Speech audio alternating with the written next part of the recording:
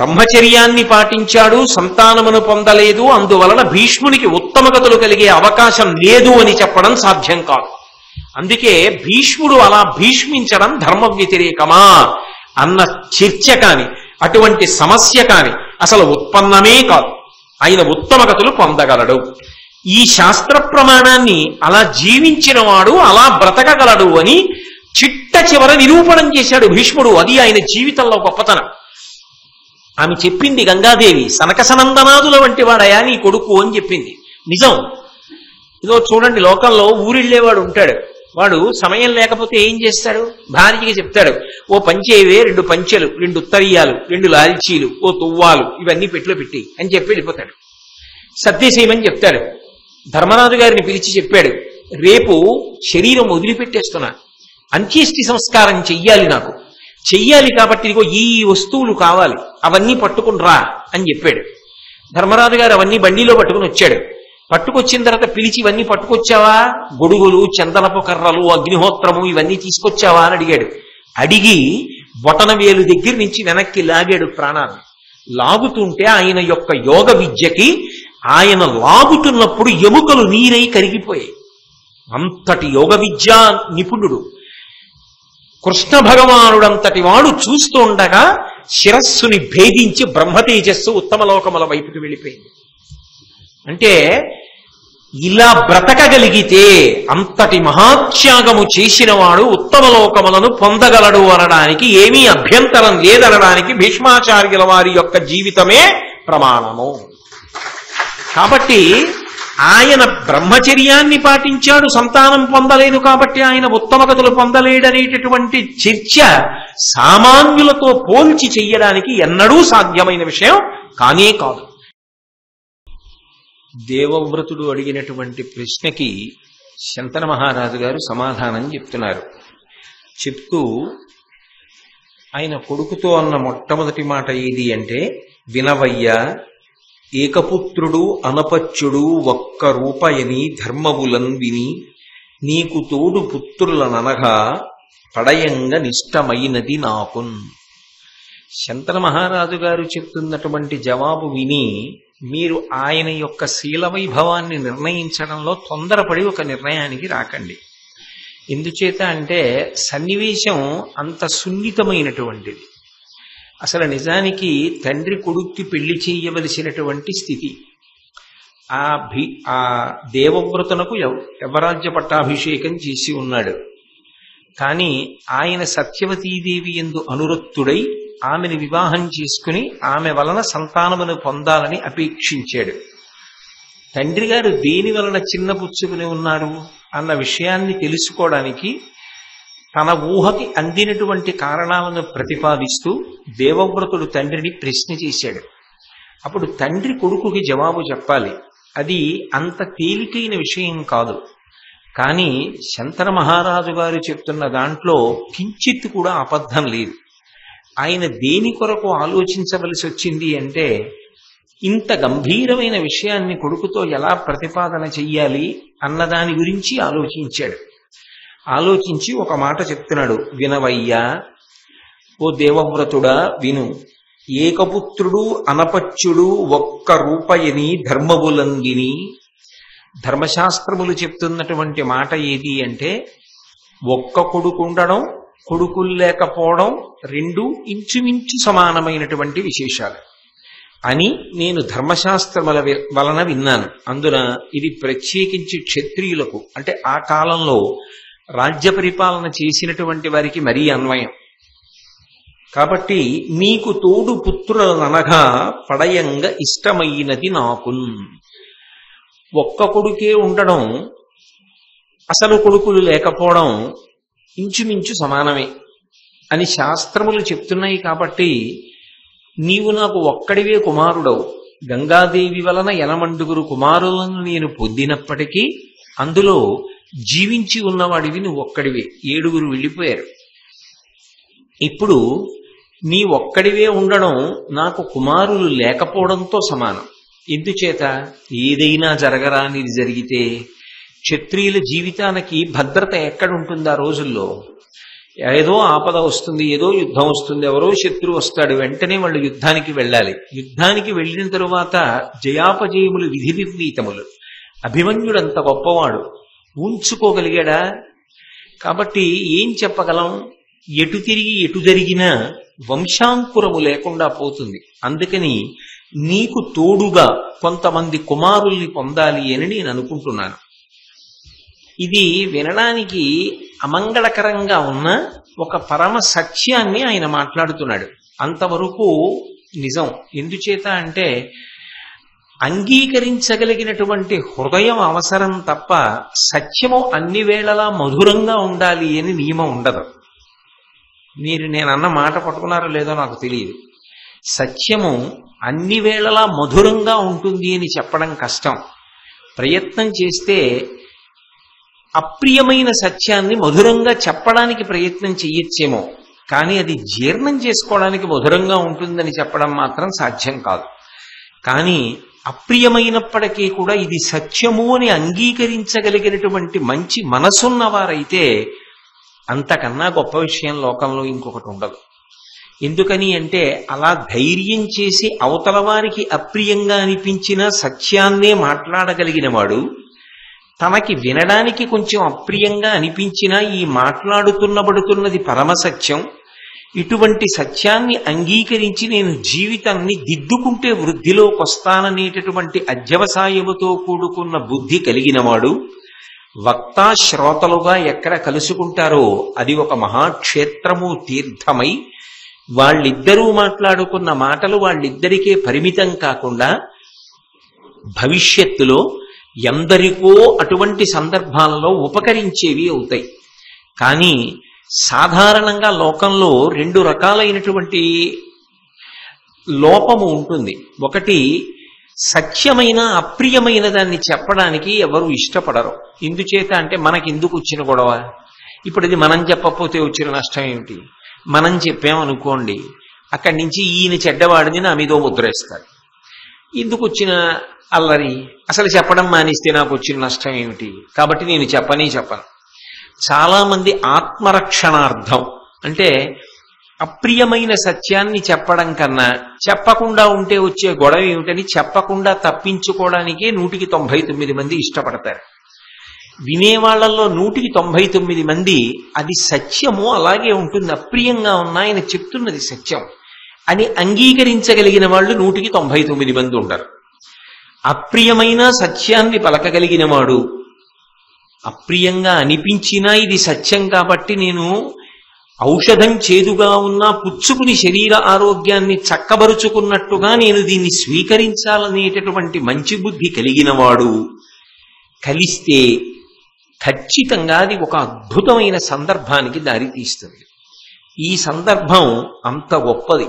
తండ్రి కొడుకుల మధ్య జరుగుతున్నటువంటి ఇటువంటి సంభాషణ బహుశా ఎక్కడో కాని ఉండదు. ఒక తండ్రి ఒక కొడుకుతో ఇటువంటి సందర్భంలో ఇలా మాట్లాడవలసి రావడం సాధారణంగా జరగదు. భీష్ముని జీవితంలో ఇదొక ప్రత్యేకమైన పార్శ్వం, తండ్రి ఇలా మాట్లాడవలసి రావడం. కాబట్టి ఆయన చెప్తున్నది సత్యమే, నువ్వు ఒక్కడివే కొడుకువి, ఏదైనా జరగరా అనేది జరిగితే వంశ పరిస్థితి ఏమిటి, రాజ్య పరిస్థితి ఏమిటి, ప్రజల పరిస్థితి ఏమిటి? పైగా ఒక్కడే కొడుకులో ఏ మార్పు అయినా రావచ్చు, ఎవరు చెప్పగలరు? ఎందుకని అంటే అసలు నిజానికి ప్రతీప మహారాజు గారికి 3 కుమారులు. పెద్దవాడి పేరు దేవాపి, ఆయన రాజ్యం చెయ్యాలి. కానీ ఆయన తపస్సు చేసుకోవడానికి వెళ్ళిపోయాడు. వెళ్ళిపోయిన కారణం చేత 2వ వాడైన శంతనుడు రాజ్యం చేశాడు. శంతనుడి తర్వాత పుట్టినటువంటి వాడు బాహ్లికుడు. కానీ ఆశ్చర్యం ఏమిటంటే శంతన మహారాజు గారి యొక్క వంశంలో వచ్చిన వాళ్ళు కదా ధర్మరాజాదులు, కౌరవులు కాబట్టి దుర్యోధనాదులు కూడా. బాహ్లికుడు ధర్మరాజు గారి వైపు కురుక్షేత్రంలో యుద్ధం చేయలే, బాహ్లికుడు దుర్యోధనుడి వైపు యుద్ధం చేశాడు. ఆ ప్రతీపుని యొక్క 3 కుమారులలోనే ఒకడు తపస్సు గడిపాడు, ఒకడు రాజ్యాన్ని స్వీకరించాడు, ఒకడు తరువాతి కాలంలో దుర్యోధన వైపుకి తిరిగిపోయాడు. మనుష్యుల మనసులు ఎప్పుడు ఎలా మారతాయన్న విషయాన్ని ఎవరు నిర్ధారించి చెప్పగలరు? కాబట్టి నీకు తోడుగా కొంతమంది సోదరులు ఉండడం అవసరం. అలా నేను నీకు సోదరులను సృజించకపోతే తర్వాత వచ్చేటటువంటి పరిణామములకు నేను కర్తవ్యాన్ని స్వీకరించవలసి ఉంటుంది. అలా జరగకూడదు కాబట్టి దూరదృష్టితో నీకు సోదరులను ఇవ్వాలని, సంతానమును పొందాలని అపేక్షిస్తున్నాను. జనవినుత అగ్నిహోత్రంబును సంతానమును వేదములు ఎడతెగగా జన ఉత్తమ వంశజులకు అనిరి మహాధర్మ నిపుణులైన మునీంద్రుల్. జనవినుత అని పిలిచాడు. జనుల చేత కీర్తింపబడేటటువంటి వాడా, లోకంలో కొన్ని అర్ధంతరంగా ఆగిపోకూడదు అని కోరుకుంటారు అందరూ కూడా. అది సాధారణంగా ఎక్కడైనా ఉండేటటువంటి నియమం. అలా మధ్యలో ఆగిపోకూడనివేవి అంటే అగ్నిహోత్రంబును, నిత్యాగ్నిహోత్రం అని నిజానికి అందరూ చెయ్యాలి. అది నిత్యాగ్నిహోత్రం అని ప్రతిరోజు అగ్నిని ఆరాధన చెయ్యాలి. ఆ అగ్నిహోత్రం ఏ కారణం చేత కూడా వంశంలో కొంతకాలం ఆరాధన చేసి కొంతకాలం ఆరాధన చెయ్యకుండా ఉండడం అనేటటువంటిది ఉండదు.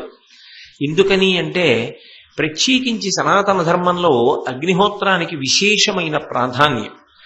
అసలు అగ్ని సంబంధంతో పుట్టి అగ్ని సంబంధంతో శరీరం పూర్తయిపోతుంది.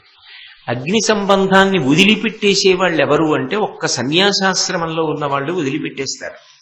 అలా వదిలిపెట్టేస్తారు కాబట్టే సన్యాసాశ్రమ స్వీకారం చేసి శరీరాన్ని విడిచిపెట్టిన వాళ్ళు ఎవరు ఉంటారో అటువంటి వాళ్ళ యొక్క పార్థివ శరీరాన్ని భూమిలో ఉంచి దాని మీద శివలింగాన్ని పెడితే అధిష్టానం అంటారు, దాని మీద తులసి కోట పెడితే బృందావనం అంటారు. తప్ప అగ్ని సంబంధం ఉంచుకుని శరీరం వదిలిపెట్టిన వాళ్ళు, అంటే వంట చేయించుకుని తిన్నవాళ్ళు, యజ్ఞయాగాది క్రతువులు చేసేవారు, వీళ్ళందరూ అగ్ని ఆరాధకుల కిందకే వస్తారు. వంట చేయించుకు తింటే ఎలా అవుతుందండి అంటారేమో. వంట చేయించుకు తిన్న తర్వాత యథార్థానికి అగ్నిహోత్రం నుంచి అన్నాన్ని దింపి వదిలేయకూడదు. అమంత్రకంగా ఆ ఇంటి ఇల్లాలు ఏం చేస్తుందంటే కొద్దిగా నెయ్యేసినటువంటి 4 మెతుకులు తీసి పొయ్యిలో వేసి మిగిలిన అన్నాన్ని వడ్డిస్తుంది భర్త గారికి. కాబట్టి అగ్ని ఆరాధనం అనేటటువంటిది వైదికంగా వస్తున్నటువంటి ఒక గొప్ప ఆచారం. ఎందుచేత అంటే శ్రియం హుతాశన అని. శ్రియం అనబడేటటువంటిది అగ్ని చేత ఇవ్వబడుతుంది అని. శ్రియం అన్న మాటకు అర్థం ఏమిటంటే కేవలం ఐశ్వర్యము కాదు. శ్రియం అంటే ఒక గొప్ప శక్తి. ఏమిటా శక్తి అంటారేమో. మీకు తేలికగా అర్థం అవడానికి నేను ఇంకొక మాట చెప్తే మీకు అర్థమవుతుంది. ప్రియం, శ్రియం అని 2 మాటలు. ఎన్నో సంకల్పాలు మనసులోంచి వస్తుంటాయి. మనసు నిద్రపోయే పర్యంతం, అంటే ఆత్మలోకి వెళ్ళిపోయి సుషుప్తిలోకి చేరే పర్యంతం, అది సంకల్ప వికల్ప సంఘాతం మనసు. అందుకని సూక్ష్మ శరీరం. నా మనసు చూపించండి అంటే ఎవరు చూపించలేరు. నెగడు అంటే ఓ మంట వెలుగుతోందనుకోండి, దాని దగ్గరికి వెళ్ళి కర్ర పెట్టి పొడిచారనుకోండి, అందులోంచి నిప్పు రవ్వలు రేగుతాయి. అలా మనసు పైకి వచ్చిన దగ్గర నుంచి, మేల్కొన్న దగ్గర నుంచి అనేక ఆలోచనలు చెప్తూ ఉంటుంది, విడిచిపెడుతూ ఉంటుంది, చెప్తూ ఉంటుంది, విడిచిపెడుతూ ఉంటుంది. దానికి అదే పని. అందుకే మనసు అనగా ఏమి అంటే వేదాంతమునందు సంకల్ప వికల్ప సంఘాతము అని పిలుస్తారు. ఇటువంటి మనసుకి నియతి ఏం ఉండదు. ఇది మనం కోరచ్చా, ఇది మనం కోరకూడదా, దానికి ఏం ఉండదు. అదో చంటి పిల్లాడి లాంటిది. అది ధర్మాన్ని వదిలిపెట్టేసి కోరుతుంది, ధర్మాంతో కూడుకున్నవి కోరుకుంటుంది. కొన్ని కంటికి నచ్చాయి కదా అని కోరుకోకూడదు. నా ఎదురుగుండా ఏదో ఎవరో ఒక మంచి హారం పెట్టుకున్నారనుకోండి, ఆ హారం జారిపోతే బాగుండు, నేను అట్టుకుపోదాం అనుకోకూడదు. అది దుర్మార్గపు బుద్ధి కదా. అటువంటి ఆలోచన రాకూడదు. కానీ మనసు చెప్తుంది, అలా ఎన్నైనా చెప్తుంది. మనసులోంచి వచ్చేటటువంటివి ఏవి ఆలోచన లేకుండా ఇది అనుభవిస్తే నాకు సంతోషంగా ఉంటుందని అనుభవించడం మొదలు పెడితే ప్రియం. దానికి కట్టుబడిపోయాడు మనోస్థాయిలో. కాదు, మనసు చెప్పిన ఆలోచనని ఒక చట్రంలోకి పెడతాడు. ఏమిటా చట్రం అంటే ధర్మచట్రం. ఇది నేను తీర్చుకోవచ్చా ఓ ప్రశ్న వేసుకుంటుంటాడు ఎప్పుడు. లోపల నుంచి అంతరాత్మ ఒకటి ఉంటుంది కదా, నువ్వు తీర్చుకోవచ్చు, అందులో దోషం ఏముంది అని అందనుకోండి, అది తీర్చుకుంటాడు. అప్పుడు శ్రియం. ధర్మచక్రంలోకి ఇమిడితే తీర్చుకుంటే శ్రియం, ధర్మచక్రంలోకి ఇమడకపోయినా తన తృప్తి కొరకు తీర్చేసుకుంటే ప్రియం. ప్రియంకి శ్రియంకి సమాజము యొక్క అభ్యున్నతంతా ఉంటుంది. మీరు బాగా పట్టుకున్నారో లేదు, నా మనసుకి తోచింది కదా అని నేను అన్ని అనుభవించడం మొదలెట్టాను అనుకోండి, అందులో సమాజం పాడైపోవడం ఉంటుంది. నేను బాగుపడినట్టు కనపడినా సమాజము సర్వనాశనమైపోవడం అంతలోనే ఉంటుంది. నిగ్రహించుకొని ధర్మచట్రంలో ఇమిడితేనే తీర్చుకుంటున్నాను అనుకోండి, నా భద్రతతో పాటు సమాజ భద్రత కూడా ఇముడుతుంది. ఆ నిగ్రహ శక్తి ధర్మచట్రంలో ఇమిడితే తప్ప దీన్ని నేను అనుభవించను అనగలిగిన శక్తి దేని వలన వస్తుంది అంటే అగ్ని ఆరాధనము చేత వస్తుంది అని శాస్త్రవాక్. అందుకని శ్రియమిచ్చేత్ హుతాశన. అందుకని అగ్ని ఆరాధనము తెగిపోకూడదు, మధ్యలో అగ్ని ఆరాధనము జరుగుతూ ఉండాలి అని. అటువంటి అగ్ని ఆరాధనాన్ని మధ్యలో విడిచిపెడితే శ్రియం పోగొట్టుకున్నవాడు అవుతున్నాడు కదా, ప్రియంకి వశపడుతున్నాడు కదా. దాని వలన కీర్తి ప్రతిష్టలు వంశంలో ఎలా నిలబడతాయి? ధర్మాత్ముడైన వాడు ఎవరుంటాడో, ధార్మికుడు ఎవరుంటాడో వాడు యశోవిరాజితుడు అవుతాడు. శంకర మహారాజు గారి గురించి, భారతం గురించి ఎందుకు చెప్పుకుంటున్నాం? ధర్మం పట్టుకున్నవాడు ఎలా వర్ధిల్లాడో తెలుసుకోవడానికి, అంతే కదా. కాబట్టి జన వినుత అగ్నిహోత్రంబును సంతానమును, సంతానము నాకు వద్దు అన్న మాట అనడానికి వీలు లేదు. ఎందుచేత అంటే గృహస్థాశ్రమ స్వీకారం ఎందుకు చేస్తారు అంటే ధార్మికమైనటువంటి సంతానమును పొందుట కొరకు. కామము ధర్మము చేత ముడిపడిపోతే అందులోంచి అర్థము ప్రభవిస్తుంది. ధర్మార్థ కామ మోక్షములు కదా పురుషార్థములు. కామము ధర్మముతో ముడిపడిపోవాలి. ఒక వయసు వచ్చిన తరువాత మనసు నుండి కామము పొటమరిస్తుంది, కానీ అది ధర్మముతో ముడిపడాలి. ధర్మంతో ముడిపడడం అంటే ధర్మపత్నిని స్వీకరిస్తాడు. అందుకే కామపత్ని అన్న మాట లేదు, భార్య. వైదికంగా ఆ మాట వాడరు. ధర్మపత్ని సమేతస్య అంటారు. ఆమె నా ధర్మమునకంతటికీ కూడా ఆలంబనం. కామము ధర్మము చేత ముడిపడిందనుకోండి, అందులోంచి అర్థం వస్తుంది. అర్థం అంటే డబ్బు కాదు. అర్థమన్న మాటకు అర్థం ఏమిటంటే సమస్త సుఖములకు ఆలవాలమైనటువంటి వస్తు సంచయం ఏది ఉంటుందో దాన్ని అర్థం అంటారు. మనిషి సంతోషంగా సుఖంగా జీవించడానికి పనికొచ్చేవి ఏ ఉంటాయో అవన్నీ అర్థమే. నేను ఇప్పుడు ఇక్కడ ఉపన్యాసానికి ఒక కారులో వచ్చాననుకోండి, అది అర్థం. నేను మీ అందరికీ వినపడేటట్టు గట్టిగా మాట్లాడక్కర్లేకుండా దీన్ని వాడుతున్నాను అనుకోండి, ఇది అర్థం. నేను హాయిగా కూర్చోవడానికి ఓ కుర్చీలో కూర్చున్నాను అనుకోండి, ఇది అర్థం. ఇవన్నీ అర్థమే. నా సుఖమునకు యోగ్యమైనటువంటి వస్తు సంచయము. ధర్మము కామముతో ముడిపడితే అర్థము ప్రభవిస్తుంది. ఎలా? కొడుకుగా కూతురుగా అర్ధ రూపంలో వస్తారు. ఇప్పుడు ఆ కొడుకుని చూసి సంతోషం, కూతుర్ని చూసి సంతోషం. ఆ కూతుర్ని కన్యాదానం చేశాడు. దశ పూర్వేషాం దశాపరేషాం, 10 తరాల ముందు 10 తరాల వెనక తనతో కలిపి 21 తరాలు తరిస్తున్నాయి. ఆడపిల్ల పుట్టి మగపిల్లవాడు పుట్టాడు, వంశం నిలబడింది. కాబట్టి ధార్మికమైన సంతానము నాకు వద్దు అన్న మాటలో కామము విచ్చలవిడితనాన్ని పొందడానికి అవకాశం ఉంది. 1.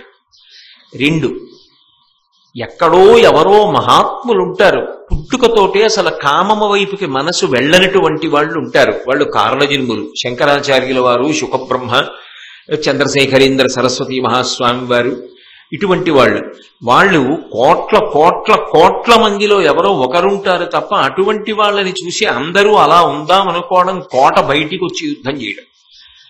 గృహస్థాశ్రమంలో ఉండడం, కోటలో ఉండి యుద్ధం చేయడం. ఇంతకన్నా నేను వివరంగా మాట్లాడక్కర్లేదు, మీరు ప్రాజ్ఞులు పట్టుకోగలరు.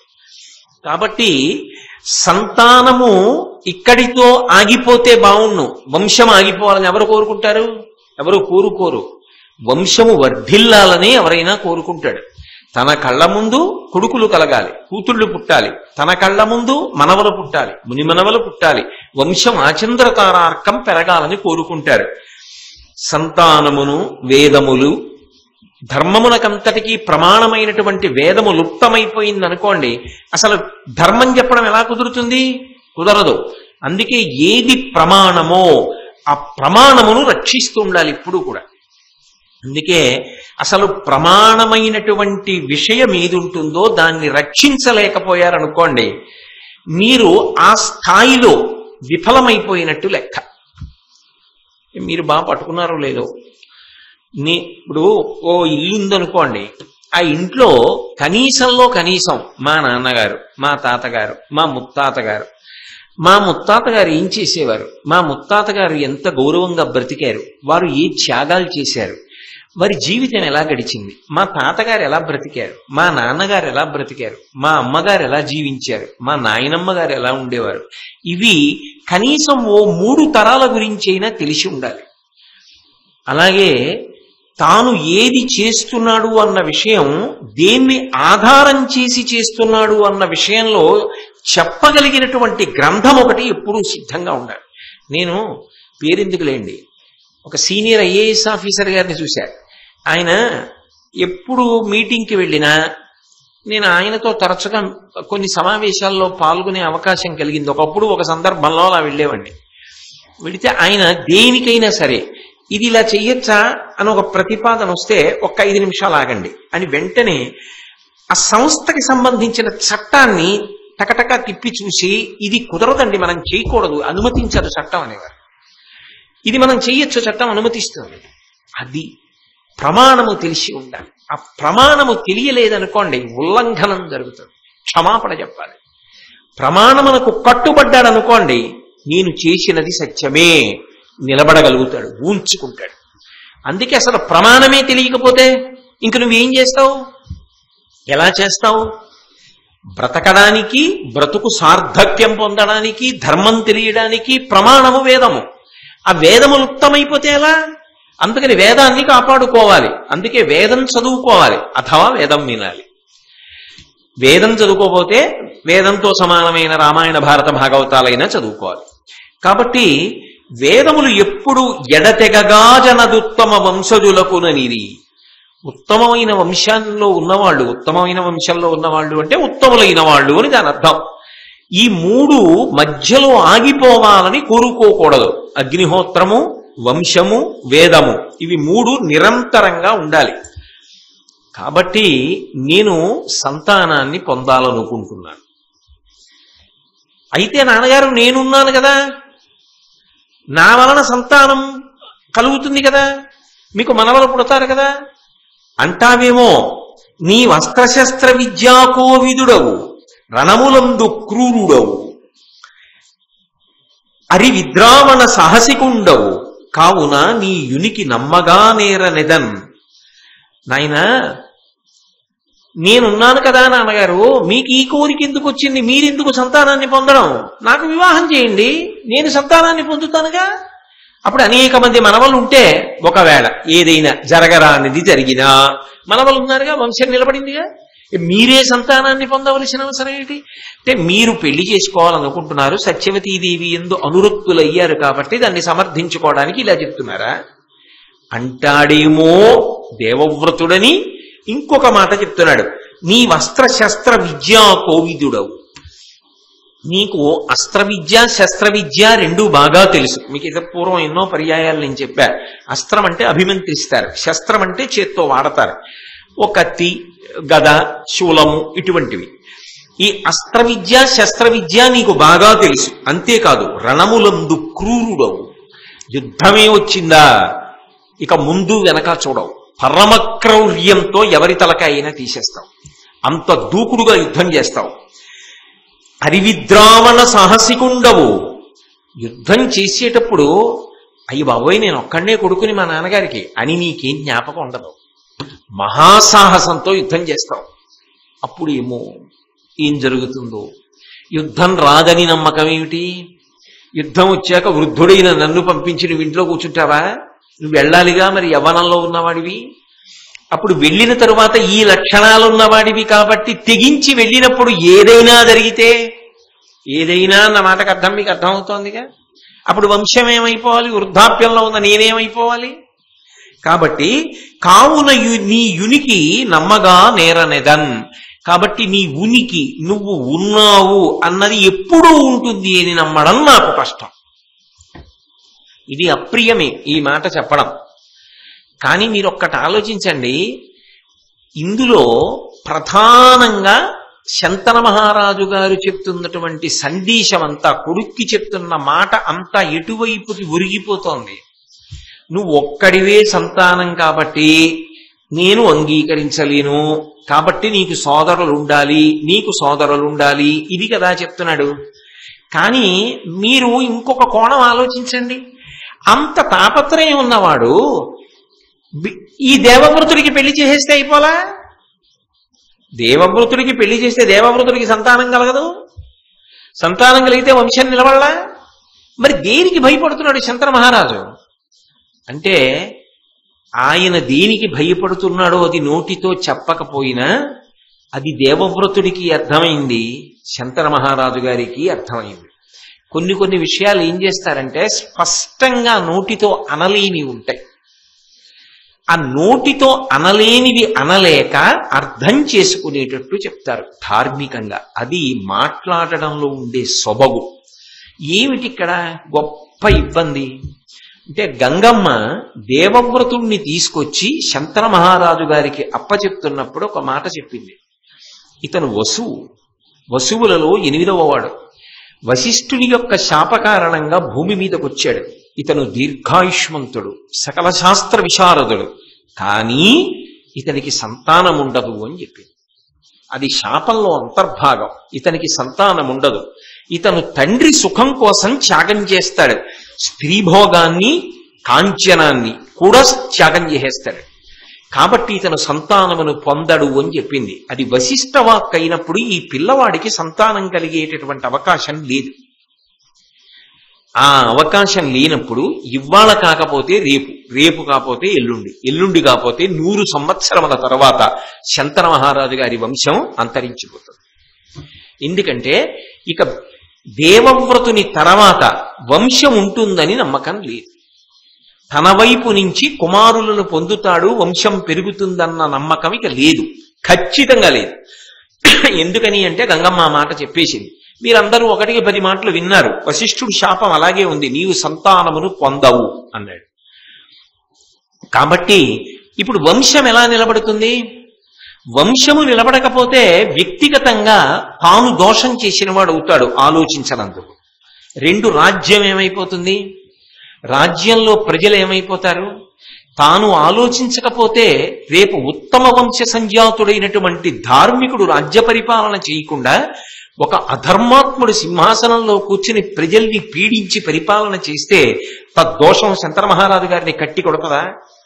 తన వరకు చూసుకుంటే సరిపోతుందా? అందుకని తన తర్వాత కూడా వంశం కొనసాగడానికి అవకాశం కలగాలి అంటే తాను సంతానమును పొంది తీరాలి. ఇది అర్థం చేసుకోలేడా దేవవ్రతుడు? ఇక్కడ వరకు చెప్తే ఓ నాన్నగారి మనసులో ఈ క్లేశం ఉందన్నమాట. అమ్మ చెప్పింది, నన్ను అప్పచెప్తున్నారు, అక్కడే ఉన్నాడుగా, చేయి పట్టుకు తీసుకొచ్చింది అని చెప్పారుగా. చేయి పట్టుకు తీసుకొచ్చి చెప్తున్నప్పుడు పిల్లాడు అలా పక్కకెళ్ళి నేను నాన్నగారితో ఓ విషయం చెప్పాలని పంపించిందని చెప్పారా? భారతంలో లేదుగా. అక్కడ పిల్లవాడు ఉండగానే చెప్పింది ఈ మాట. కాబట్టి ఆయనకి తెలుసు తనకి సంతానం కలగదని. తనకి సంతానం కలగదని తెలిసిన తరువాత రాజ్య సంక్షేమాన్ని కాంక్షించే ఉత్తమ క్షత్రియుడైన వాడు తండ్రి యొక్క కోరిక నెరవేరి ఆయనకి ఇంకా సంతానం కలగాలని ఎందుకో కోరుకోడు? ఖచ్చితంగా కోరుకుంటాడు. ధార్మికుడు కనుక, సర్వశాస్త్ర పారంగతుడు కనుక, విశాల హృదయంతో దాన్ని అర్థం చేసుకోగలడు. అది అక్కడ పీఠముడి. అందుకు ప్రతిపాదించాడు శంతన మహారాజు, అంగీకరించాడు. కానీ ఇది ఇవాళ రావలసిన ఆలోచన కాదుగా, ఎప్పుడో రావాలిగా, నన్నప్ప చెప్పినప్పుడే రావాలిగా. మరి ఇంతకాలం నాన్నగారు చాలా సంతోషంగా నన్ను చూసుకుంటూ కాలం గడిపేశారుగా, అప్పటికి 4 సంవత్సరాల పైచిలుకు అయిపోయింది. మరి ఇప్పుడు నాన్నగారికి కొత్తగా ఈ ఆలోచన రావడం ఏమిటి? ఇప్పుడు చింత పట్టుకోవడం ఏమిటి? అంటే ఇలా చింతలోకి వెళ్ళి నాన్నగారు సభకి ముఖం చాటేసి రాజ్య పరిపాలన పట్టించుకోవడం మాని ఎన్ని రోజులైంది? వెనక్కి వెళ్ళాడు. వెళ్ళి మంత్రులను, పెద్దలను, హితులను, పురోహితులను రావించి వాళ్ళందరితో సంప్రదించాడు. ఎక్కడికి వెళ్ళాడు, ఏమైంది కనుక్కున్నాడు. సారథి చెప్పడం, మీ నాన్నగారు ఫలానా చోటుకి వెళ్ళారు, దాశరాజుని అడిగారు, సత్యవతీదేవిని ఇమ్మని అడిగాడు, మీ నాన్నగారు ఇవ్వనన్నారు, ఎందుకని అంటే రాజ్యానికంతటికీ వారసుడిగా సత్యవతీదేవికి శంతనుడికి కలిగినటువంటి కుమారుడికి ఇమ్మని దశరథు వరం, కానీ ఇవ్వనని మీ నాన్నగారు అన్నారు, నీకు యవ్వరాజ్య పట్టాభిషేకం చేశాడు కనుక, కాబట్టి సత్యవతిని వివాహం చేసుకునే అవకాశం మీ తండ్రి గారికి లేదు, అందుకుని చింత పొందాడు. సత్యవతీదేవిని వివాహం చేసుకునే అవకాశం లేకపోతే లోకంలో ఇంకా రాచకన్యలే లేరా ఏమి అంటే, ఈ మాట మనమంటే సరిపోదు, అలా సరిపుచ్చుకోవలసిన వాడు శంతనుడు, ఆయన సరిపుచ్చుకోలేకపోతున్నాడు. అందుకేగా ఇప్పటికీ లోకంలో ఎన్నో రకాల కథలు బయలుదేరుతుంటాయి. అలా సరిపుచ్చుకోలేకే, అలా సరిపుచ్చుకోలేని బలహీనత శంతనుడికి ఎందుకు వచ్చింది? వెనక వశిష్ఠుడి శాపం ఉంది, కథ అనేక మలుపులు తిరగవలసి ఉంది, అందుకని ఆయన మనసు అలా ఊంచుకోవాలంతే తప్పదు. కాబట్టి ఇప్పుడు దేవవ్రతుడు ఏం చేశాడు? తన కర్తవ్యం ఏమిటి ఆలోచించాడు. తానేం చెయ్యాలి? తండ్రి గారు చెప్పినటువంటి మాట పరమసత్యం, వంశం నిలబడాలి. వంశం నిలబడడం కోసం తాను త్యాగం చెయ్యవలసి వస్తే త్యాగం చెయ్యాలి. కాబట్టి సత్యవతీదేవిని దశరథు ఏ కారణానికి ఇవ్వనన్నాడు కనుక్కుంటానని ఇంతమందిని తీసుకుని వెళ్ళాడు. ఎందుకంటే ఒక మాట ఎవరూ లేనప్పుడు ఇవ్వడం వేరు, పెద్దల సమక్షంలో ఇవ్వడం వేరు. కాబట్టి ఇంతమందిని తీసుకుని దశరథు దగ్గరికి వెళ్ళాడు. వెళ్ళి ఆ దశరథుని అడిగాడు, ఏమయ్యా, నీ యొక్క కుమార్తె సత్యవతీదేవిని యోజన గంధిని మా తండ్రి గారైనటువంటి శంతన మహారాజు గారికి ఇచ్చి వివాహం చెయ్యవలసిందిగా కోరుతున్నాను, ఏమిటి అభ్యంతరం, ఏమిటి విచిత్రం అంటే, తండ్రి కొడుకు గురించి అడగవలసిన మాట కొడుకు తండ్రి గురించి అడుగుతున్నాడు. ఇది భీష్ముడి జీవితంలో గొప్ప మలుపు. ఒక్కొక్క మహానుభావుడి యొక్క త్యాగం, ఒక్కొక్క మహానుభావుడి పెద్దరికం హద్దులేని రీతిలో ఉంటాయి. కొంతమంది పెద్దరికం చూడండి, వయసుతో సంబంధం ఉండదు, వాళ్ళకి ఏమిటో మరి చిన్నతనం నుంచే ఆ పెద్దరికం అలవాటు అయిపోతుంది, వాళ్లే ఆ ఇంటికి పెద్దవాళ్ళు అవుతారు. అన్ని రకాలుగాను పెద్దరికం వాళ్ళది, ఆ గౌరవం, ఆ పెద్దరికం వాళ్ళకి అలా అలవాటు అయిపోతుంది. నిజానికి వాళ్ళు వయసుతో పోల్చారనుకోండి, వాళ్ళు చాలా మంది కన్నా చిన్నవాళ్ళు, చాలా మంది కన్నా చిన్నవాళ్ళైనా వాళ్ళు వయసుతో సంబంధం లేకుండా పెద్దరికాన్ని జీవితంలో పోషిస్తూనే ఉంటారు. అది కొన్నింటిలో యోగం, కొన్నిటిలో బాధాకరమైన విశేషం. ఎందుకంటే వాళ్ళు వాళ్ళ వయసుకి తగినట్టు ప్రవర్తించడానికి అవకాశం ఉండదు. చాలా సందర్భాల్లో వాళ్ళు ఎప్పుడూ పెద్దరికంగానే ఉండాలి. అలా లేరనుకోండి, ఆయన ఏంటంటే అలా ఉన్నారంట కదా. అందుకని ఇక్కడ దేవవ్రతుని జీవితంలో ఏమైందంటే, ఆయన వయసుని మించిన పెద్దరికాన్ని పోషిస్తున్నాడు, తండ్రికి పెళ్లి చేస్తున్నాడు. బహుశా తండ్రికి పెళ్లి చేసిన కొడుకుల కథలలో మొదటిది ఇదేనేమో, ఇంత గొప్ప కథ, ఇన్ని మలుపులతో ఉన్న కథ. కాబట్టి ఇప్పుడు ఆయన వెళ్ళి దశరథుని అడిగాడు. అడిగితే దశరథు అన్నాడు, ఇంతకు ముందు ఏ మాట శంతనుడికి చెప్పలేదో అది ఇప్పుడు దేవవ్రతుడితో చెప్పాడు.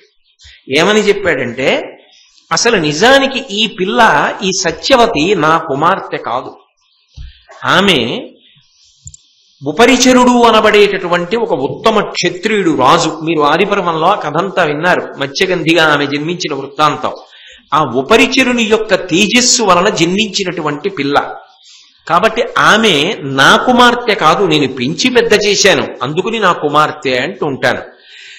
ఎవరి తేజస్సు వలన ఈ పిల్ల పుట్టిందో ఆ తేజోప్రదాత అయినటువంటి తండ్రి, ఆ ఉపరిచరుడు ఒకప్పుడు నా దగ్గరికి వచ్చి ఒక మాట చెప్పాడు, ఈ పిల్లని శంతన మహారాజు గారికే ఇయ్యుసుమా భార్యగా అని చెప్పి వెళ్ళాడు.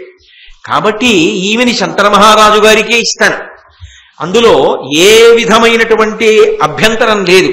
ఇంకొక మాట చెప్పనా, మీ నాన్నగారి కన్నా ముందు శంతన మహారాజు గారి కన్నా అసిత వంశానికి చెందిన దేవలుడు అనబడేటటువంటి రాజు వచ్చి అడిగాడు నన్ను ఈ సత్యవతీదేవిని ఇచ్చి వివాహం చేయమని. కానీ ఉపరిచరుడు నాకు చెప్పిన మాట దృష్టిలో పెట్టుకుని శంతన మహారాజు గారికి ఈ పిల్లనిచ్చి పెళ్లి చెయ్యాలని నేను ఆ రాజుకి పిల్లనివ్వను అని చెప్పి తిరస్కరించి ఈ పిల్లని ఇలాగే నా దగ్గర పెంచుతూ వస్తున్నా. కాబట్టి ఈమె నిస్సందేహంగా శంతన మహారాజు గారికే భార్య. మరి ఇంత నమ్మకమైనప్పుడు ఎందుకు పిల్లనివ్వనంటున్నావు అంటే, ఏమనుకోకు దేవవ్రత, నువ్వే అడ్డు, నీ వలనే ఈ వివాహం జరగట్ల, లేకపోతే మీ నాన్నగారు అడిగినప్పుడు ఎప్పుడో ఈ పాటికి పెళ్ళైపోవాలి. ఎందుకడ్డు అంటావేమో, వినుమైనను సాపత్యంబను దోషము కలదు దీన అదియును నీచేతన సంపాద్యము నీ వలిగిన అడ్డమే పురహరాజ కేశవులైన. చిన్న మాటలలో చెప్పినా ఎంత పెద్ద బరువైన పిడుగు లాంటి మాట మాట్లాడాడో చూడండి దశరాజు. ఆయన అన్నాడు, వినుమైనను సాపత్యంబను దోషము కలదు దీన. ఈ పెళ్లి చేయడంలో, శంతన మహారాజు గారికి అమ్మాయినిచ్చి పెళ్లి చేయడంలో ఒక పెద్ద దోషం ఒకటి వస్తోంది. ఏమిటంటావా? మా అమ్మాయి మీ నాన్నగారికి రెండవ భార్య, మొదటి పత్ని కాదు. మొదటి పత్ని కాదు కనుక, రెండవ పత్ని కనుక నేను ఈమెనిచ్చి పెళ్లి చేస్తే ఈమెకు శంతనుని వలన కలిగేటటువంటి సంతానం ఏది ఉంటుందో అది రాజ్యాధికారమును పొందదు. ఇంతకు ముందు భార్య ఉన్నా పిల్లలు లేకపోతే అది వేరు విషయం. నువ్వున్నావుగా, నువ్వుండగా పిల్లని ఎలా ఇస్తా? మీ నాన్న అదేగా అన్నాడు, యవరాజ్య పట్టాభిషేకం భీష్ముడికి చేశాను, అది కుదరదని విడిపోయాడుగా. మరి నువ్వే అడ్డు ఈ పెళ్లికి, నువ్వే వచ్చి అడుగుతున్నావు, కానీ నువ్వే అడ్డు. ఉన్నమాట చెప్తున్నా, లేకపోతే మీ నాన్నకి ఇవ్వాలనే అనుకున్నా ఈ పిల్లని, కానీ నీ వలనే సమస్య వస్తోంది. దానికే ఉందిలే, ఇతనేం చేయగలడు? మన పిల్లని ఇచ్చిన తరువాత రేపొద్దున్న అడ్డొస్తే మన అందరం కలిసి మట్టు పెట్టలేమా? అందాం అనుకుంటే రేపొద్దున్న సత్యవతీదేవికి శంతన మహారాజుకి కలిసి పుట్టబోయేటటువంటి పిల్లలు ఎంత శౌర్య పరాక్రమవంతులైనప్పటికీ కూడా నిన్ను గెలుస్తారన్న నమ్మకం మాత్రం లేదు. ఎందుకు లేదో తెలుసా? మనుష్యులేమిటయా, నీ వలిగిన అడ్డమే పురహరాజ కేశవులైన బ్రహ్మగారు, శ్రీ మహావిష్ణువు, పరమశివుడు, సృష్టికర్త, స్థితికర్త, ప్రళయకర్త ముగ్గురు కలిసి వచ్చి నీకు ఎదురుగుండా యుద్ధం చేసినా సరే నిన్ను గెలవడం సాధ్యం కాదు. నీ శౌర్యం అటువంటిది, నీ పరాక్రమం అటువంటిది. రేపొద్దున్న నిన్ను కాదని పట్టాభిషేకం ఎలా చేయగలం? ఎలా మనసు సరిపెట్టుకోమంటావు? అక్కర్లేదులే, అంతగా రాజ్యం అడిగితే ఇతన్ని పక్కన పెట్టి మనం సత్యవతీదేవికి పుట్టిన పిల్లలకి పట్టాభిషేకం చెయ్యొచ్చులే అని ఎలా నమ్మమంటావు? ఏం ధైర్యంతో ఇవ్వను పిల్లని? అందుకు ఇవ్వనన్నాను. మీ నాన్న కూడా నీకు పట్టాభిషేకం చెయ్యను, సత్యవతీదేవికి పుట్టినటువంటి కుమారులకు పట్టాభిషేకం చేస్తానని నాకు మాట ఇవ్వలేదు. అంటే ఆయన ధర్మానికే కట్టుబడ్డాడు. ఇక ఎట్టి పరిస్థితులలో ఆమె సంతానమునకు రాజ్యము రాదని రూఢమైపోయింది. అయినప్పుడు ఎందుకు ఇవ్వాలి పిల్లని? కాబట్టి ఎవరడ్డో వాడే వచ్చి అడిగాడని పిల్లనిచ్చేయాలి. ఇవ్వను. వెంటనే దేవవ్రతుడు ఆయన ముందు చూపుతోనే వెళ్ళాడు. వెళ్ళినప్పుడే తనతో పాటు కొంతమంది పెద్దలు, అంటే సామంతరాజులు, పురోహితులు, మంత్రులు, ఇటువంటి వాళ్ళందరినీ తీసుకెళ్లాడు కదా. వాళ్ళందరూ కూర్చుని ఉన్నారు, ఈ మాటలు జరుగుతున్నాయి. ఆయన ఉత్తర క్షణంలో లేచన్నాడు, వినుడు, ప్రసిద్ధులైన పృథివీపతులిందరు నీ గురు ప్రయోజనమున చేసి తిన్ సమయ సంస్థితి ఈ లలితాంగికుద్భవించిన తనయుండ రాజ్యమును చెయ్యగనర్హుడు వాడు మాకు ఎల్లను పతి వాడ కౌరవ కుల స్థితికారుడు దార సంపదన్. ఆయన లోకంలో ఎప్పుడూ ఎక్కడా ఎవ్వరూ అనడానికి కూడా సాహసించినటువంటి మాట ఒకటి అన్నాడు. వినుడు, ప్రసిద్ధులైన పృథివీపతులిందరు. ఇక్కడ ఇంతమంది రాజులు ఉన్నారు ఈ సభలో. ప్రధానంగా ఇది రాజ్యానికి సంబంధించిన సమస్య కదా. నేను మీ అందరి ఎదుట ప్రతిజ్ఞ చేసి చెప్తున్నాను, నే గురు ప్రయోజనమున చేసి తిన్ సమయ సంస్థితి. మా నాన్నగారి యొక్క ప్రయోజనాన్ని అపేక్షించి నేను ఒక గొప్ప ప్రతిజ్ఞ చేసి ఒక కొత్త నియమాన్ని అమలులోకి తీసుకొస్తున్నాను. ఈ లలితాంగికుద్భవించిన తనయుండ రాజ్యమును చేయగనర్హుడు. ఈ సత్యవతీదేవికి మా నాన్నగారికి కలిసి జన్మించినటువంటి కుమారుడు ఎవరుంటాడో ఆ కుమారుడే రాజ్యమును చేస్తాడు తప్ప నేను రాజ్యము చెయ్యను. రాజ్యమును పరిత్యజిస్తున్నాను. నాకు రాజ్యాధికారము లేదు, వదిలిపెట్టేస్తాను.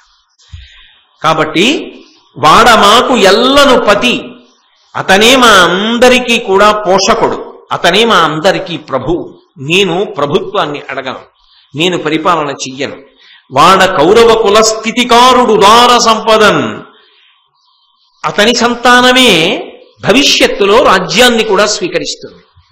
కాబట్టి నా సంతానము రాజ్యాన్ని తీసుకోదు, నేను రాజ్యాన్ని తీసుకోను. అంటే ఇప్పుడు ఒక మహాత్యాగాన్ని చేస్తున్నాడు భీష్ముడు. మొట్టమొదటి ఏది వదిలిపెట్టాడు అంటే కనకమును వదిలిపెట్టాడు.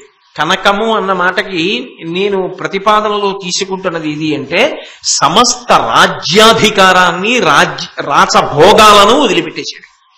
ఇది ఎవరి జీవితంలోనూ కూడా అంత తేలికైన విషయం కాదు.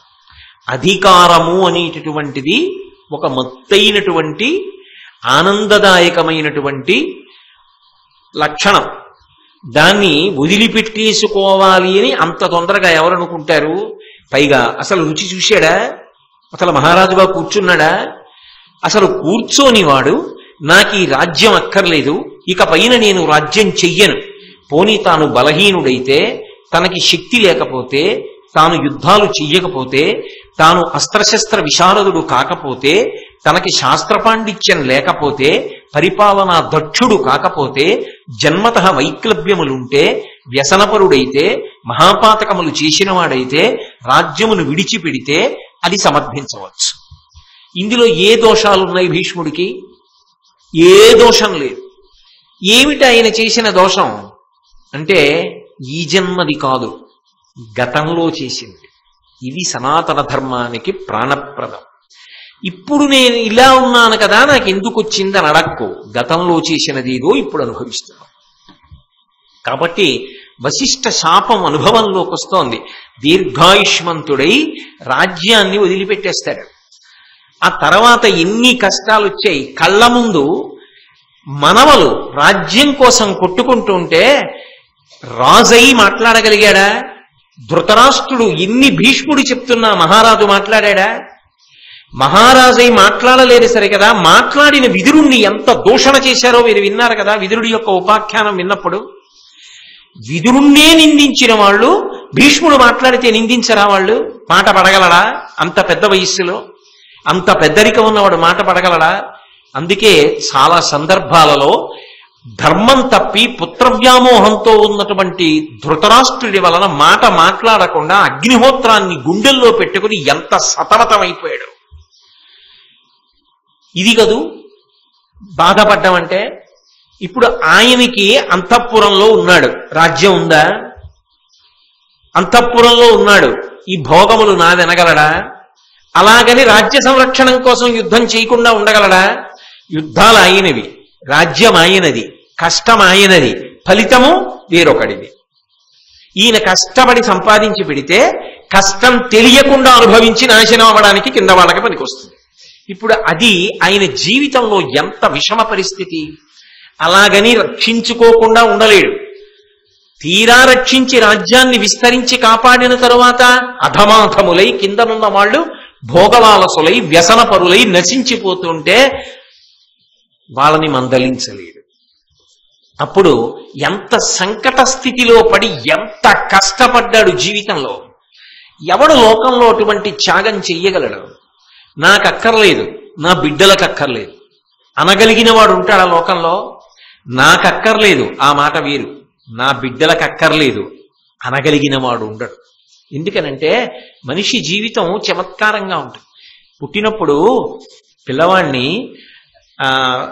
ఒరే మీ అమ్మని మాతో తీసుకెళ్ళిపోతున్నానన్నాడు అనుకోండి, మేనమామ వచ్చి అమ్మ నాది అని వాడు ఏడుస్తాడు. మేనమామని 2 కొడతాడు భుజం మీద. చిన్నపిల్లాడు, చాలా చంటి పిల్లాడిగా ఉన్నది నేను చెప్తున్న సందర్భం. 3 ఏళ్ల వాడు కింద ఉన్నప్పుడు. అంతేగాని పెద్దవాడు అయిన తర్వాత అని కాదు నా ఉద్దేశం. ఆ భుజం మీద 2 దెబ్బలు కొట్టి మేనమామని అమ్మ నాది అంటాడు. అంటే అమ్మ లేకుండా తాను బ్రతకలేను అనుకుంటాడు. అలాగే తండ్రి, అన్నదమ్ములు, అక్క చెల్లెళ్ళు.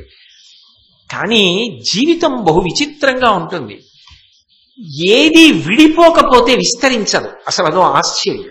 చెట్టున పండిన పండు రాలిపోవాలి, రాలిపోతేనే గింజలు నేల మీద పడి మళ్ళీ ఎక్కువ చెట్లు వస్తాయి. చెట్టున పండిన పండు చెట్టునే ఉండిపోతానంటే మళ్ళీ చెట్లు ఎక్కడి నుంచి వస్తాయి? అంతే, పుట్టిన వాళ్ళు చెదరాలి, చెదిరి వృద్ధిలోకి వస్తారు. ఆ అమ్మ ఆనాన్నే కొడుకుని నెత్తి మీద పెట్టుకుని చూడకుండా ఉండలేరు. కానీ వాడికే ఐఐటీలో సీట్ వచ్చిన తర్వాత ఏం చేస్తారు? పంపిస్తారు, పంపించి సర్దుకుంటారు. అన్నయ్యని విడిచిపెట్టి ఉండలేని చెల్లెలు ఏం చేస్తుంది? అన్నయ్య బాగా వృద్ధిలోకి వస్తున్నాడని ఊడుకుంటుంది. వాడక్కడ చదువుకుని ఇంకొక చోట ఉద్యోగానికి ఎడతాడు, పిల్లకి పెళ్లి కుదురుతుంది. పిల్ల ఎక్కడికో భర్తతో వెళ్ళిపోతుంది. ఆ తర్వాత వాడు పెళ్లి చేసుకుని ఎక్కడికో వెళ్ళిపోతాడు. అమ్మ లేకపోతే ఉండలేనని 3 ఏళ్లప్పుడు మేనమామ భుజం మీద కొట్టినవాడు తల్లి శరీరం పడిపోతే అంత్యేష్టి సంస్కారం చేసి 11 రోజుల తర్వాత మనసును నిగ్రహించుకోవలసిందే. కానీ ఆఖరి ఊపిరిలో కూడా భాష్యం మాత్రం ఉండిపోయేది ఎవరి మీదంటే కడుపున పుట్టిన పిల్లల మీద. వాడెవరో తెలియనంత కాలం వేరుసుమండి. పిల్లి అవ్వకముందు పిల్లలు కలగనప్పుడు వేరు, కళ్ళ ముందు పిల్లలు కనపడుతుంటే వీళ్ళ అభివృద్ధి, వీళ్ళ క్షేమం, వీళ్ళ భద్రత నా మీదే ఆధారపడి ఉన్నాయనేటప్పటికీ వీళ్ళ కోసం రూపాయి వెనకేయకుండా ఎలాగండి అంటాడు. అక్కడ ధర్మానికి నిలబడటం చాలా కష్టం. పాశం లాగేస్తుంది పిల్లల మీద. అయినప్పుడు అసలు ఇప్పుడు అంటున్నాడు, రేపు పొద్దున పిల్లలు పుట్టాక, అరే నేను ప్రతిజ్ఞ చేసి వీళ్ళకి రాజ్యం లేకుండా చేశానే, సత్యవతీదేవి కుమారులు రాజ్యం చేస్తుంటే అర్హులైనా కూడా వీళ్ళు ఇలా ఉండిపోయారే అని ఎరవలసి వస్తుందా రాదా? అయినా ప్రతిజ్ఞ చేశాడు. ఎందుకని? తండ్రి కోరిక తీరాలి, వంశం ముందు నిలబడాలి. తరువాతి మాట వేరు మాట, ముందు వంశం నిలబడాలి. అందుకని ఒక మహా కారణం కోసం ఒక గొప్ప నిర్ణయం చేసుకుని త్యాగం చేయడానికి సిద్ధపడి మొదటి ప్రతిజ్ఞ కాంచనాన్ని విడిచిపెట్టేశాడు. విడిచిపెట్టేసి నాకొద్దు రాజ్యాధికారం, నాకు కలిగిన పుత్రులకొద్దు, ఇద్దరికీ చెందదు. ఈయనకు కలిగిన పిల్లలు ఎవరుంటారో వాళ్ళు రాజ్యాధికారంలోకి వస్తారు, అంటే పెద్దవాడు.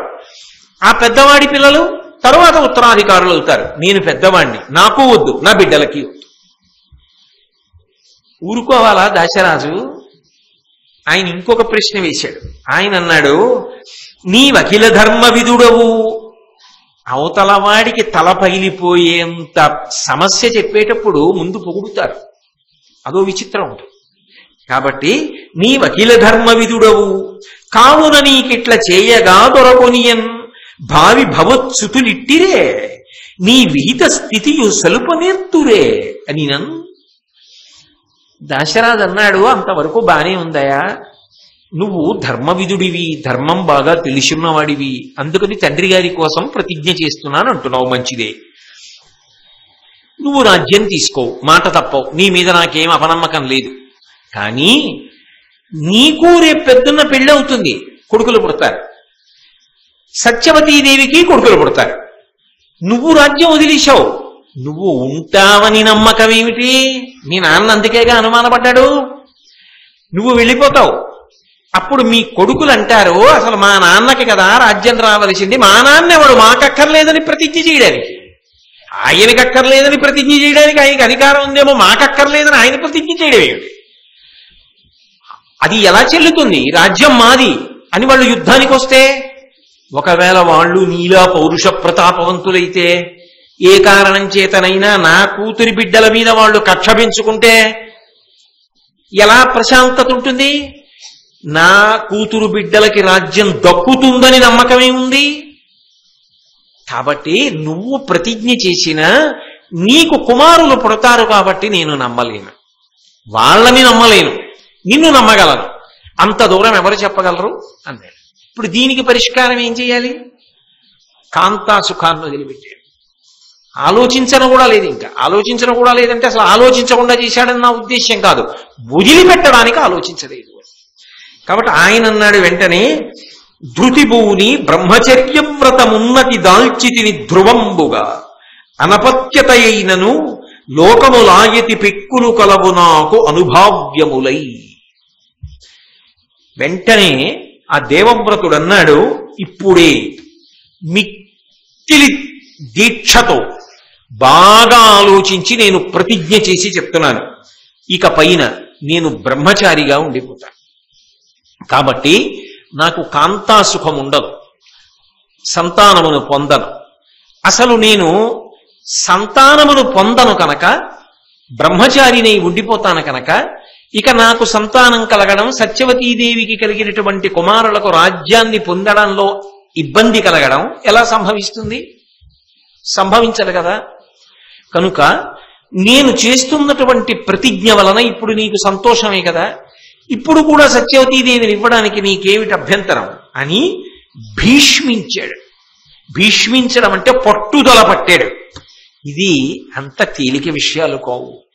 ఎందుచేత అంటే మనిషి జీవితం అంటేనే నిజానికి ఏదో భాగవతంలో ఒక చోట అంటారు, కోర్కెలు తీరినప్పుడు కలిగిన సుఖము ప్లస్ కోర్కెలు తీరనప్పుడు కలిగిన దుఃఖము ఈజ్ ఈక్వల్ టు జీవితము.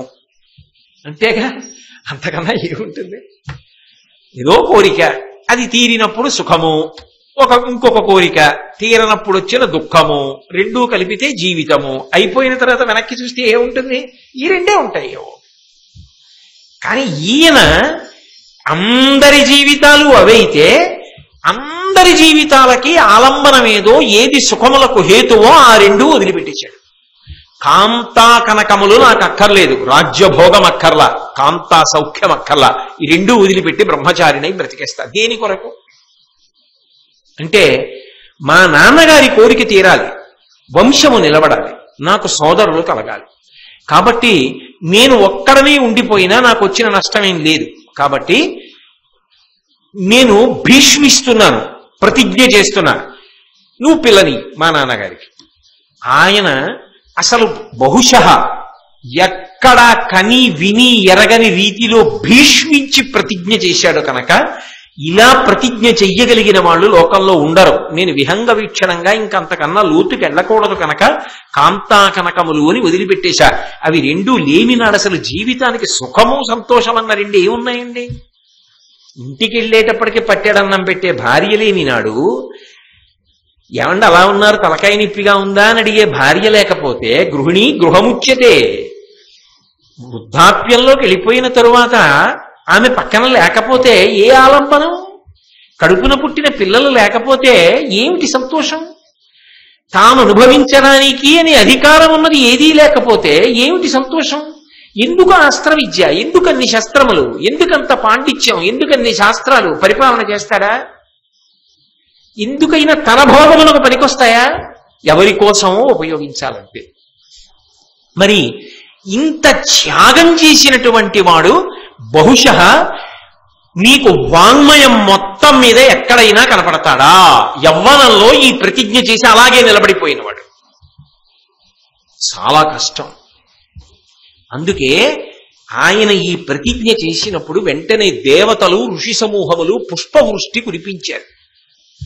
అందుకే భీష్మ చరిత్ర అంత గొప్పదైంది. ఆ భీష్ముడి గురించి చెప్పేటప్పటికి దేవతలందరూ కూడా సంతోషిస్తారు ఇప్పటికీ. కాబట్టి ఆయన భీష్మించి ప్రతిజ్ఞ చేశాడు కనుక భీష్ముడు అని పిలిచారు. అయితే ఇక్కడ ఒక చిన్న సందేహం వస్తుంది. ఆయన ఒక మాట అంటున్నాడు, ఏమని? నేను సంతానమును పొందను, బ్రహ్మచారిగా మిగిలిపోతాను అంటున్నాడు. అలా అనవచ్చా? అలా ప్రతిజ్ఞ చేసే అధికారం ఉంటుందా? సన్యాసాశ్రమంలోకి వెళ్ళిపోయాడా అంటే వెళ్ళిపోలేదుగా. వెళ్ళిపోకుండా అంతఃపురంలోనే ఉంటున్నాడుగా.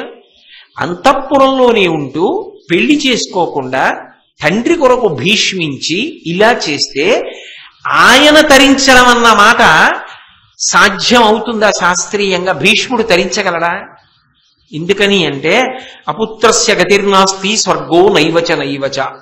ఇది కదా లోకంలో సాధారణంగా వినపడే మాట. అపుత్రస్య గతిర్నాస్తి, పుత్రులు లేకపోతే ఉత్తమ గతులు ఉండవు. కాబట్టి సంతానమును పొందాలి కదా. అథవా కొడుకు లేకపోయినా కూతురుండి కూతురికి కొడుకు పుట్టాలి కదా. కాబట్టి సంతానమును పొందాలి కదా. పైగా ఇంకొక పెద్ద నియమం ఉంది మనుష్య జీవితానికి, బ్రహ్మచర్యేణ ఋషిభ్యః. బ్రహ్మచర్యంలో ఉండి ఋషి యొక్క రుణాన్ని తీర్చుకోవాలి. బ్రహ్మచర్యంలో ఉండి అన్న మాటకు అర్థం ఏమిటంటే ఋషులు ఇచ్చిన వాంగ్మయాన్ని చదువుకోవాలి. వాళ్ళు మన జీవితాలు బాగుండాలని, మనం ధార్మికంగా బ్రతకాలని వాళ్ళు కష్టపడి ఒక్క అక్షరం కల్పితం లేని వాంగ్మయాన్ని రచించి మన కొరకు ఇచ్చారు. వాళ్ళు అంత కష్టపడి వాంగ్మయాన్ని ఇస్తే అందులో ఒక్క పుస్తకం మనకు అక్కర్లేదు, ఒక్క పుట మనకు అక్కర్లేదు, ఒక పద్యం మనకు అక్కర్లేదు, మన ఇష్టం వచ్చినట్టుగా మనం బతుకుతాం, ఇదంతా ఛాందసత్వం అని బ్రతికేస్తాననగలిగితే ఋషి యొక్క రుణం ఎలా తీరుతుంది? వాళ్ళే సన్మానాలు అడిగారా, సత్కారాలు అడిగారా, బిరుదులు అడిగారా, అగ్రహారాలు అడిగారా, గజారోహణాలు అడిగారా? ఏమడిగారు? ఇది చెప్పుకున్నప్పుడు నన్నయ్య గారి ఖాతాలో ఇంత డబ్బేమని ఎక్కడైనా నియమం పెట్టారా? ఇచ్చేశారంతే నన్నయ్య గారు ఆంధ్రీకరించి, వ్యాసుల వారు ఇచ్చేశారంతే సంస్కృత భారతాన్ని. వీరందరూ ధార్మికంగా బ్రతకండి, లోకం శాంతిగా ఉండాలి చాలని ఇచ్చారు. ఆ ఋషి రుణం తీరాలంటే ఆయన ఇచ్చింది చదువుకోవాలి. ఆయన ఇచ్చింది చదువుకునే కాలం ఇది అంటే కేవలము శ్రద్ధతో చదవడము వినా ఇంకొక వ్యాపకము లేని కాలమునకు బ్రహ్మచర్యము అని పిలుస్తారు. అంటే బ్రహ్మచర్యం అంతా గురువు గారి దగ్గర గడుస్తుంది. గడిచినప్పుడు గురువు గారు చెప్తూ ఉంటారు, వింటుంటారు. అందుకే ఏకాదశి నాడు ఉపవాసం కూడా లేదు బ్రహ్మచారికి. కనుక ఋషి రుణం తీరాలి అంటే బ్రహ్మచర్యాశ్రమాన్ని నడపాలి. అంటే వైదికమైన వాంగ్మయాన్నంతటినీ ఋషిప్రోక్తమైన వాంగ్మయాన్ని చదువుకోవాలి. అలాగే యజ్ఞేన దేవేభ్య యజ్ఞయాగాది క్రతువులు చేసి దేవతల యొక్క రుణాన్ని తీర్చుకోవాలి. వాళ్ళు వర్షమునకు కారణమై ఉన్నారు కాబట్టి వాళ్ళకి అగ్నిముఖంగా హవిస్సు ఇస్తే ఆ హవిస్సు దేవతలకు అందితే దేవతలు సంతోషించి మళ్ళీ వర్షం కురిపిస్తారు. అందుకని యజ్ఞయాగాది క్రతువులు చేసి వాళ్ళకి అందించాలి హవిస్సుని. దాని వలన దేవతల యొక్క రుణం తీరుతుంది. అలాగే ప్రజయా పితృభ్య తాను సంతానమును పొందాలి. తాను సంతానమును పొందితే తనకి జన్మనిచ్చినటువంటి తండ్రి గారి యొక్క రుణం తీరుతుంది. లేకపోతే రుణం తీరదు. రుణం తీరలేదనుకోండి ఉత్తమ గతులు పొందలేడు అని శాస్త్రవాదం.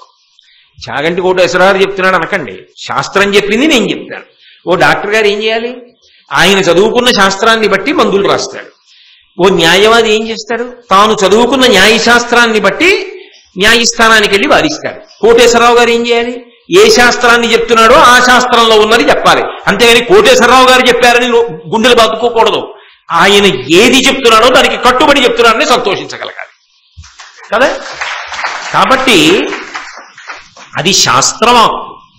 శాస్త్రము ప్రమాణము నమ్మిన వాడికి. తస్మాత్ శాస్త్రం ప్రమాణంతే కార్యాకార్యం వ్యవస్థితం. శాస్త్రమే ప్రమాణము, ఏది చెయ్యాలి ఏది చెయ్యకూడదు అన్నది నమ్మిన వాడికి.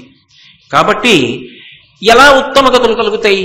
మరి ఇటువంటివి ప్రమాణవాక్కులు ఉన్నప్పుడు ఆయన భీష్ముడై నేను సంతానమును పొందను, నేను బ్రహ్మచారిగా ఉండిపోతా అంటే ఆయనకి పితృరుణం తీరదు కదా.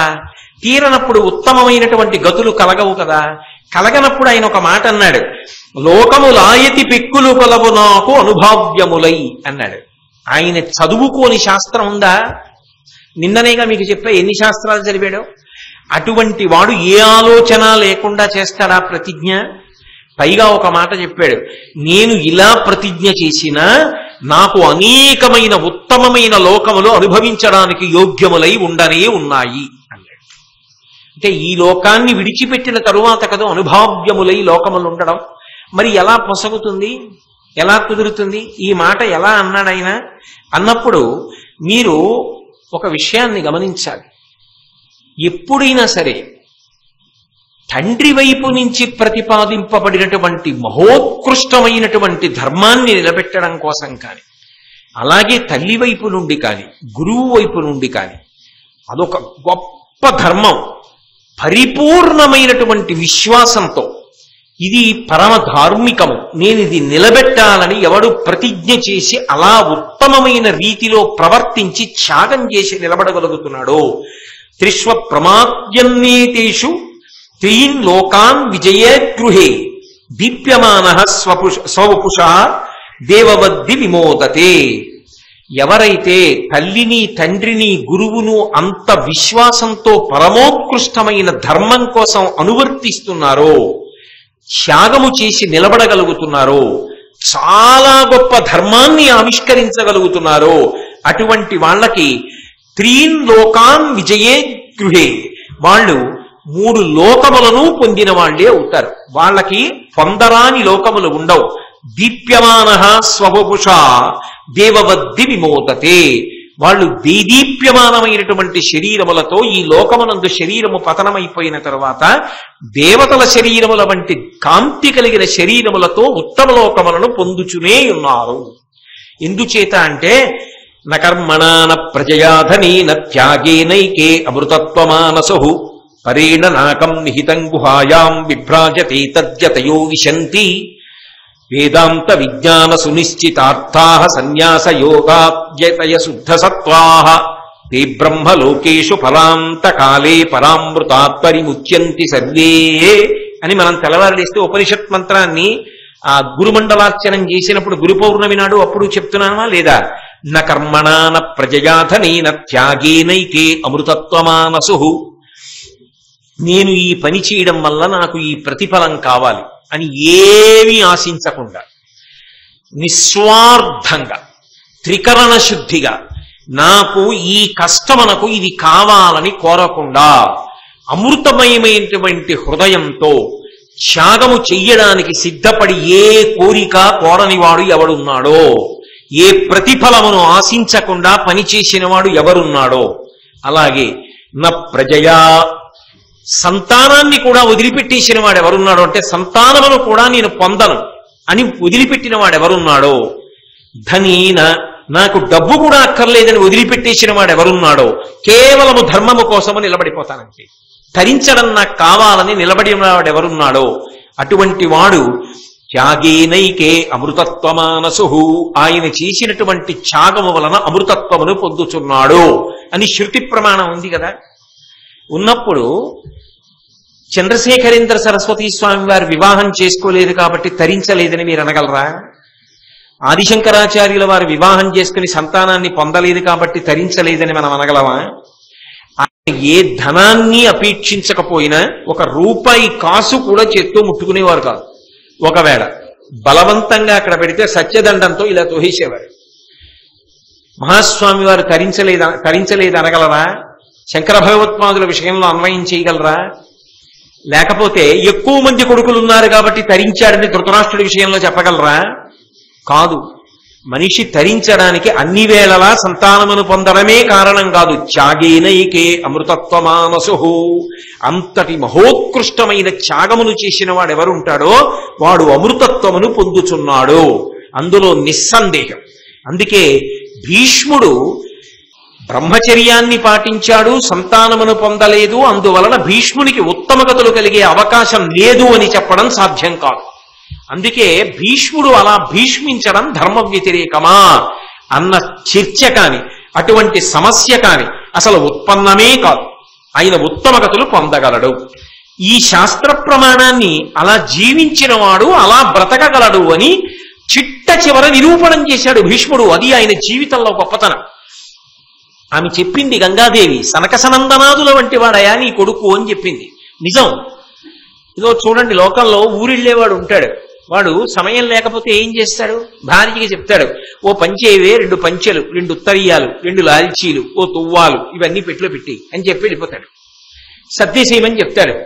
ధర్మరాజు గారిని పిలిచి చెప్పాడు, రేపు శరీరం వదిలిపెట్టేస్తున్నా, అంత్యేష్టి సంస్కారం చెయ్యాలి, నాకు చెయ్యాలి కాబట్టి ఇదిగో ఈ వస్తువులు కావాలి, అవన్నీ పట్టుకుని రా అని చెప్పాడు. ధర్మరాజు గారు అవన్నీ బండిలో పట్టుకుని వచ్చాడు. పట్టుకొచ్చిన తర్వాత పిలిచి ఇవన్నీ పట్టుకొచ్చావా? గొడుగులు, చందనపు కర్రలు, అగ్నిహోత్రము ఇవన్నీ తీసుకొచ్చావా అని అడిగాడు. అడిగి బొటన వేలు దగ్గర నుంచి వెనక్కి లాగాడు ప్రాణాన్ని. లాగుతుంటే ఆయన యొక్క యోగ విద్యకి ఆయన లాగుతున్నప్పుడు ఎముకలు నీరై కరిగిపోయాయి. అంతటి యోగ విద్యా నిపుణుడు. కృష్ణ భగవానుడంతటి వాడు చూస్తూ ఉండగా శిరస్సుని భేదించి బ్రహ్మతేజస్సు ఉత్తమలోకముల వైపుకి వెళ్ళిపోయింది. అంటే ఇలా బ్రతకగలిగితే అంతటి మహాత్యాగము చేసిన వాడు ఉత్తమలోకములను పొందగలడు అనడానికి ఏమీ అభ్యంతరం లేదనడానికి భీష్మాచార్యుల వారి యొక్క జీవితమే ప్రమాణము. కాబట్టి ఆయన బ్రహ్మచర్యాన్ని పాటించాడు, సంతానం పొందలేదు కాబట్టి ఆయన ఉత్తమగతులు పొందలేడనేటటువంటి చర్చ సామాన్యులతో పోల్చి చెయ్యడానికి ఎన్నడూ సాధ్యమైన విషయం కానే కాదు. కానీ మహానుభావుడు చేసినటువంటి ప్రతిజ్ఞ అంత గొప్ప ప్రతిజ్ఞ చేశాడు. చేసి తీసుకొచ్చి ఆమెని, ఆ సత్యవతీదేవిని తండ్రికిచ్చి వివాహం చేశాడు. తండ్రికిచ్చి వివాహం చేశాడు. చాలా సంతోషంగా కాలం గడిచిపోతోంది. కాలం గడిచిపోతుండగా కొంతమంది కుమారులు జన్మించాలి కదా. కాబట్టి ఆయన కోరుకున్నది కూడా అదే కదా శంతన మహారాజు గారు. ఆయన కోరుకున్నట్టే చిత్రాంగదుడు, విచిత్ర వీర్యుడు అని చెప్పి 2 కుమారులు కలిగారు. అయితే మీకిక్కడ నేను ఒక ముఖ్యమైనటువంటి ధర్మ సంబంధమైన సూక్ష్మాన్ని ఒకదాన్ని చెప్పవలసి ఉంటుంది. ఏమిటది అంటే, ఇప్పుడు శంతన మహారాజు గారికి సత్యవతీదేవి వలన కలిగినటువంటి సంతానం చిత్రాంగదుడు విచిత్ర వీర్యుడు వీళ్ళిద్దరూ భీష్ముడికి ఏమవుతారు? సోదరులు అవుతారు. ఇప్పుడు చిత్రాంగదుడికి విచిత్ర వీర్యుడికి కొడుకులు పుట్టారనుకోండి, భీష్ముడికి కొడుకులే అవుతారుగా వాళ్ళు. మరి భీష్ముడు చిత్రాంగదుడు విచిత్ర వీర్యుడు అన్నదమ్ములేనా? అన్నదమ్ములేగా, శంకర మహారాజు గారి సంతానమేగా. అయినప్పుడు చిత్రాంగద విచిత్ర వీర్యులకి కొడుకులు పుట్టారనుకోండి, భీష్ముడికి కూడా కొడుకులు ఉన్నట్టుగా పెదనాన్నగారు అని పిలుస్తారుగా. అప్పుడు భీష్ముడికి కూడా కొడుకులు ఉన్నట్టు లెక్కలోకి తీసుకోవచ్చా? మహాత్యాగం చేశాడు, వదిలిపెట్టేయండి, అది వేరు. కొడుకులు ఉండి ఉంటే లేరు, అది వేరు విషయం. ఆ తర్వాత ఏదో వ్యాసుల వారి వలన పొందారు. ఒకవేళ ఉంటే అలా అన్నదమ్ముల్లో ఒకరికి మగపిల్లలు ఉంటే మిగిలిన వాళ్ళకి కూడా ఉన్నట్టే అనడానికి ధర్మ సూక్ష్మం ఉందా? మీరు ఒకటి బాగా తెలుసుకోండి. భాతృణామేక జాతాన ఏకశ్చేత్ పుత్రవాన్ భవేత్ సర్వాంస్తాంస్తేన పుత్రేణ పుత్రిణో మనురబ్రవీత్. అన్నదమ్ములు ఉండి అన్నదమ్ములలో మిగిలిన వాళ్ళెవ్వరికీ కొడుకులు లేకపోయినా ఒక్కడికి అందులో కొడుకు పుట్టాడనుకోండి, మిగిలిన వాళ్ళందరూ కూడా కొడుకులను పొందినట్టే. కొడుకులున్న తండ్రుల కిందే లెక్కలోకి వస్తారు. అన్నదమ్ములలో ఒక్కడికి కొడుకున్నా చాలు, మిగిలిన వాళ్ళు కొడుకుని పొందినట్టే. ఎందుకని అంటే బాబయ్య అని పిలుస్తాడు, బాబాయ్ అంటే పినతండ్రి అని పిలుస్తాడు. కాబట్టి వాడు పినతండ్రికి కొడుకే, నాన్నగారికి కొడుకే, అన్నదమ్ములు ఇద్దరైతే. కాబట్టి అన్నదమ్ములలో ఒకరికి కొడుకున్నా మిగిలిన అన్నదమ్ములందరూ కొడుకులను పొందినట్టే. ఇప్పుడు మరి శంకర మహారాజు గారికి కొడుకులు పుడితే, ఆ కొడుకులు పుడితే భీష్ముడికి కొడుకులు ఉన్నట్టే అవుతుంది. కానీ అలా అవలేదు అక్కడ అన్నది మళ్ళీ ఇంకొక పెద్ద మలుపు. ఇంత త్యాగం ఎందుకు చేశాడు? వంశం విస్తరించాలని. అనేక మంది సోదరులు నీకు ఉండాలిరా అని ఎందుకన్నాడు అసలు ఆయన? ఒరే, నీ జీవితం నమ్మకం తక్కువరా, ఎక్కువ మంది సోదరులు ఉంటే వంశం నిలబడుతుందిరా అన్నాడు శంకర మహారాజు గారు. తానొకటి తలచిన దైవం ఒకటి తొలుచు, ఎవరు చెప్పగలరు? అక్కడ ఉంటుంది విచిత్రం అంతా. శంకర మహారాజు గారు ఏం చేశాడు? ఒరే, ఎవరు భీష్మిస్తారా, ఇలా ఎవరు ప్రతిజ్ఞ చేస్తారా? నువ్వు కాబట్టి చేశావు, కాబట్టి నీకు నేను వరం ఇస్తున్నాను, స్వచ్ఛంద మరణం. నువ్వు కోరే వరకు నీకు మరణం రాదు. వశిష్ఠ మహర్షి ఏమిచ్చారు? దీర్ఘాయుర్దాయం. దీర్ఘాయుర్దాయం అన్నది అందరూ 100 ఏళ్ళు పెరిగితే 120 అనుకోండి, పోని ఏదో ఉదాహరణకి. కానీ ఇప్పుడు ఈయనేమిచ్చాడు వరం? నువ్వు కోరుకునే వరకు మరణం రాదు.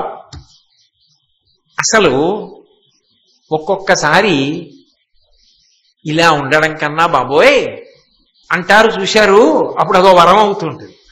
కానీ భీష్మాచార్యుల వారి జీవితంలో ఆయన కోరుకుంటే కానీ అది రాదు, మృత్యు. కానీ పాపం ఆయన పడిన సుఖం ఏమిటి? మరి ఎందుకంటే ఆ జీవితం గురించి ఇంత గొప్పగా చెప్తారు మీరు అంటే? మీరు ఒకటి గుర్తుపెట్టుకోండి, ఆయన లేని నాడు భారతం పంచమ వేదం కాదు. ఆయన ముఖతఃనే రావాలి, సమస్త శాస్త్రములు ప్రబోధంగా రావాలి మళ్ళీ లోకానికి. అందుకే మహాభారతంలో సమస్త ధర్మములు ప్రధానంగా శాంతి పర్వం, అనుశాసనిక పర్వం, ఆ రెండిటిలో చెప్పిన వాడు ఎవరు అంటే భీష్ముడే. భీష్ముడు అంపశయ్య మీద ఉంటే ఎవరు చుట్టూ ఉన్నారో తెలుసా? ఏదో ధర్మరాజు గారు, భీముడు, అర్జునుడు వాళ్ళు ఉంటే వేరు. వేదవ్యాసుడి దగ్గర నుంచి ఋషి మండలం అంతా చుట్టూ కూర్చుంది అంపశయ్య చుట్టూ. నోరు విప్పి ఏం మాట్లాడతాడో వినాలని. అంటే ఎంత సర్వశాస్త్ర పారంగతుడో మీరు అర్థం చేసుకోండి. వ్యాసుడంతటి వాడు పక్కన కూర్చున్నాడంటే, కృష్ణుడంతటి వాడు ధ్యానముద్రలో ఉండిపోయాడు. భీష్ముడు ధ్యానం చేస్తే భీష్ముడితో మమేకం అయిపోయాడు కృష్ణుడు. ఆయన వెళ్ళిపోతే చెప్పేవాడు లేడు, రా వెళ్ళి వినన్నాడు ధర్మరాజు. అంపశయ్య మీద పడుకుని ధర్మాలు చెప్పాడు. అంతటి మహాపురుషుడు. ఆయన లేని నాడు ఈ ధర్మం ఎలా అందుతుంది? అందుకే భీష్ముడి గురించి చెప్పుకోవడం, భీష్ముడి గురించి వినడం అసలు మనుష్య జన్మకే ఒక గొప్ప అదృష్టం నా దృష్టిలో. కాబట్టి ఇప్పుడు శంతన మహారాజు గారు సత్యవతీదేవి వివాహం చేసుకున్నాడు, సంతోషంగా కాలం గడుస్తోంది. 2 కుమారులు కలిగారు. ఒక కొడుకు పేరు చిత్రాంగదుడు, వేరొక కొడుకు పేరు విచిత్ర వీర్యుడు. ఆయన ఏమనుకున్నాడు? వీళ్ళిద్దరి వలన వంశము వృద్ధిలోకి వస్తుంది, నీ జీవితం అపనమ్మకం రా, సోదరులు కావాలన్నాడు. కానీ ఈ చిత్రాంగదుడు అన్నవాడు ఉన్నాడే, వాడు చాలా చంచల స్వభావం ఉన్నవాడు. విపరీతమైన అహంకారం ఉన్నవాడు. ఈ రెండు చాలా ప్రమాదకరమైన ధోరణి. అవతల వాడికి ఎంత విద్వత్తు ఉండనివ్వండి, ఎంత పనితనం ఉండనివ్వండి, ఎంత సమర్థుడు కానివ్వండి, వాడు అహంకారగ్రస్తుడైతే, వాడు విపరీతమైన గర్వంతో ఉన్నవాడైతే అత్యంత ప్రమాదకరమైన అంటుడు వ్యాధికి సంబంధించిన ఒక క్రిమి ఒకటి బయలుదేరినట్టే. వాడు అక్కడితో వదలుపెట్టాడు. ఎందుకో తెలుసా? వాడి అహంకారంతో వాడు వ్యవస్థనంతటినీ సర్వనాశనం చేస్తాడు. అందరినీ తృణీకరించి మాట్లాడతాడు వాడు. అది అంటుకుంటుంది అందరికీ. అందున కొత్త వాళ్ళకి తొందరగా అంటుకుంటుంది. పిల్లలకి, చిన్న చిన్న పిల్లలకి, పరిపక్వత లేని వాళ్ళకి ఇలాగే ఉండాలి, ఇలా ఉందనుకుంటాడు. అప్పుడు ఏమవుతుందంటే మొత్తం వ్యవస్థ కుళ్ళిపోతుంది. అందుకే అహంకారము పరమ ప్రమాదకరము. దానికి తోడు చంచలత్వం కలిసిందనుకోండి. చంచలత్వం అంటే ఏంటో తెలుసా? ఇవాళ ఓటి నచ్చుతుంది, రేపు ఓటి నచ్చుతుంది. పోనీ ఇది నచ్చింది చేస్తాడని మీకేం నమ్మకం ఉండదు వాడికి. ఇవాళ ఇది, రేపు అది. వాడికి నచ్చింది వాడికి ఏ కారణం చేతనైనా లభించలేదనుకోండి, వాడి అహంకారం పైకి లేస్తుంది, వాడు వ్యవస్థను నాశనం చేస్తాడు. వాడు రాజైనా సరే రాజ్యానికి అంతటికీ బరువు. ఇప్పుడు ఎవరికి తలపోటు? వీడిని చూసి. భీష్ముడికి తలకాయపోటు. విచిత్రవీర్యుడు. విచిత్రవీర్యుడికి భోగలాలస, ఎప్పుడు భోగాలు భోగాలు భోగాలు. శంకర మహారాజు గారు అదృష్టవంతుడు, 2 కుమారుల్ని కన్నాడు. తను త్యాగం చేసేశాడు. ఆయన ఉత్తమ లోకాలకి వెళ్ళిపోయాడు. మహాభీషుడుగా శంతనుడుగా వచ్చినవాడు వెళ్ళిపోయాడు. పాపం భీష్ముడి భుజస్కంధాల మీద పడింది. మరి పెద్ద కుమారుడు ఎవరు? చిత్రాంగదుడు. వాడు చంచల స్వభావం ఉన్నవాడు, అహంకారి. కానీ తానేమని ప్రతిజ్ఞ చేశాడు?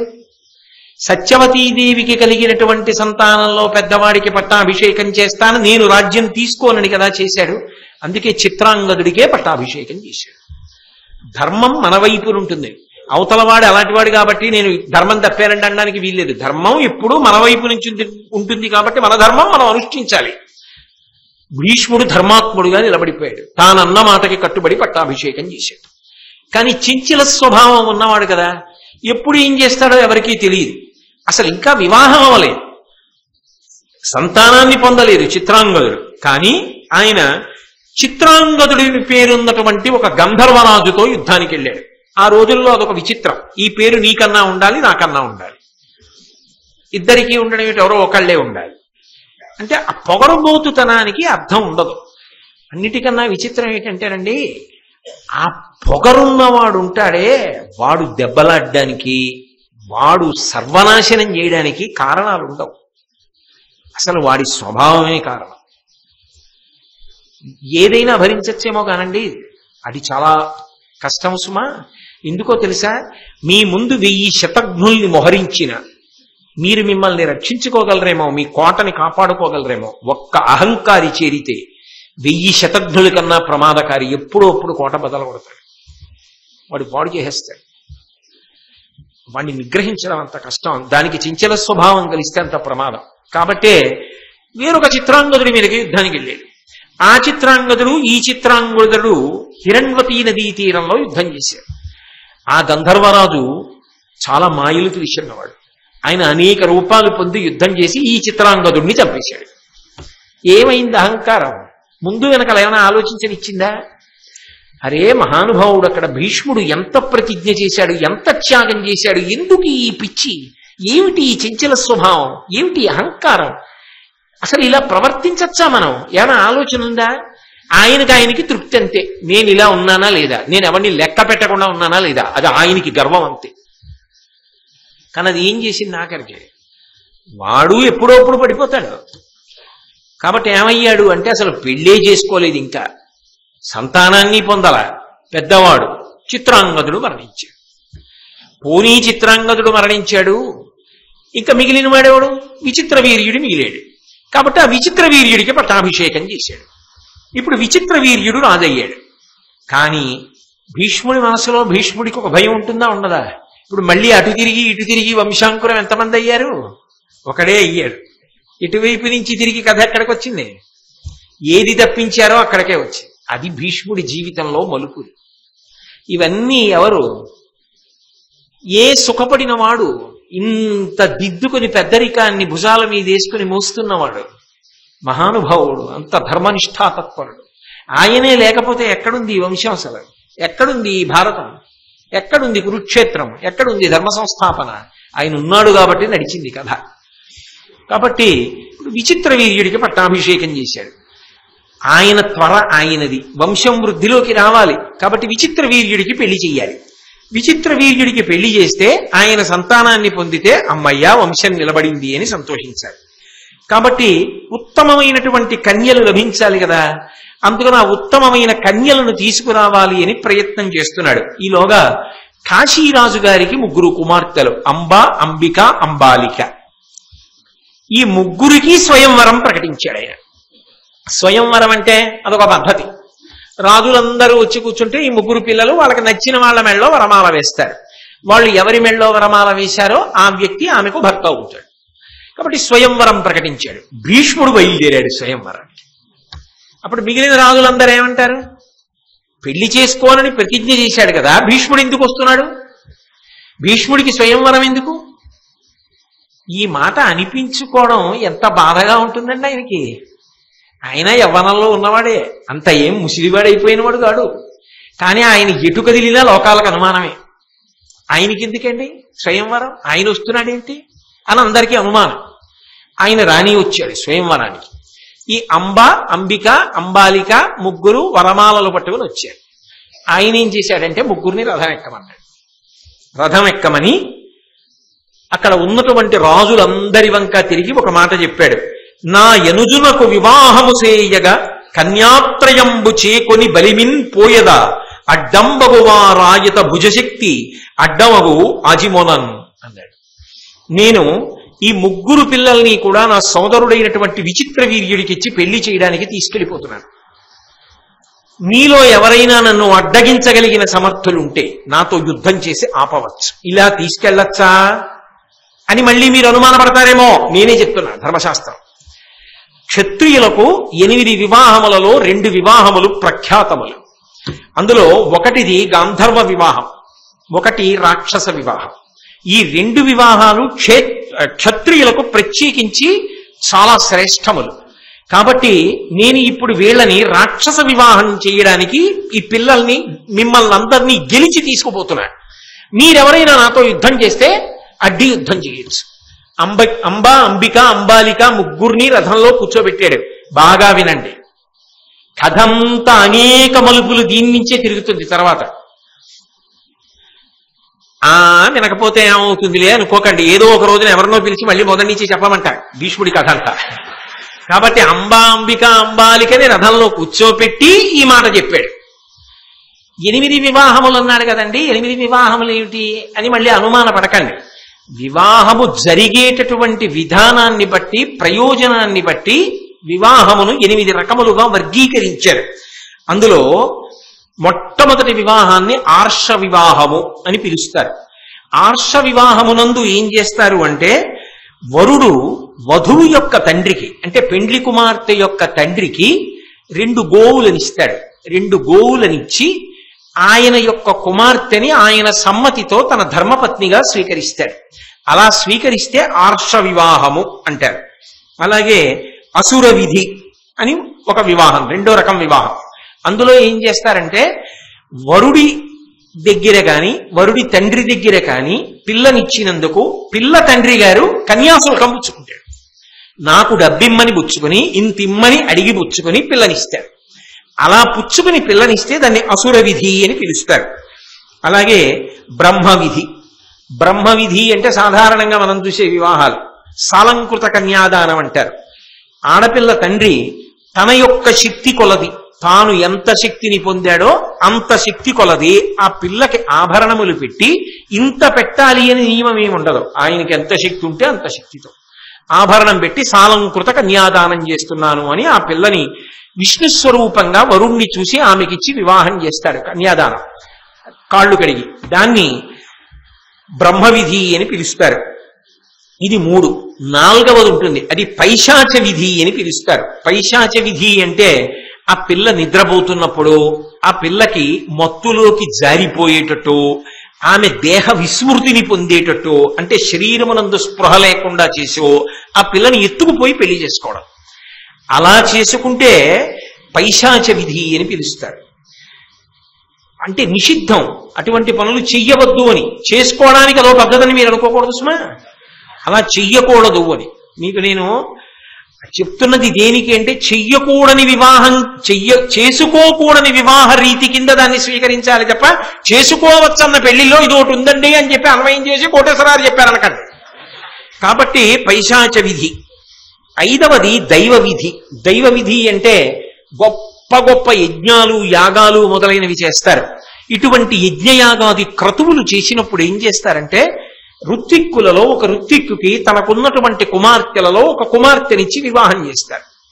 వయస్సు శీలము అన్నీ సరిపోయాయి అనుకోండి, ఆ ఋత్విక్కుకి తన కుమార్తెనిచ్చి వివాహం చేసేస్తారు. అలా చేస్తే బ్రహ్మ విధి, అలా చేసినది దైవ విధి యందు వివాహం చేశారు అని పిలుస్తారు.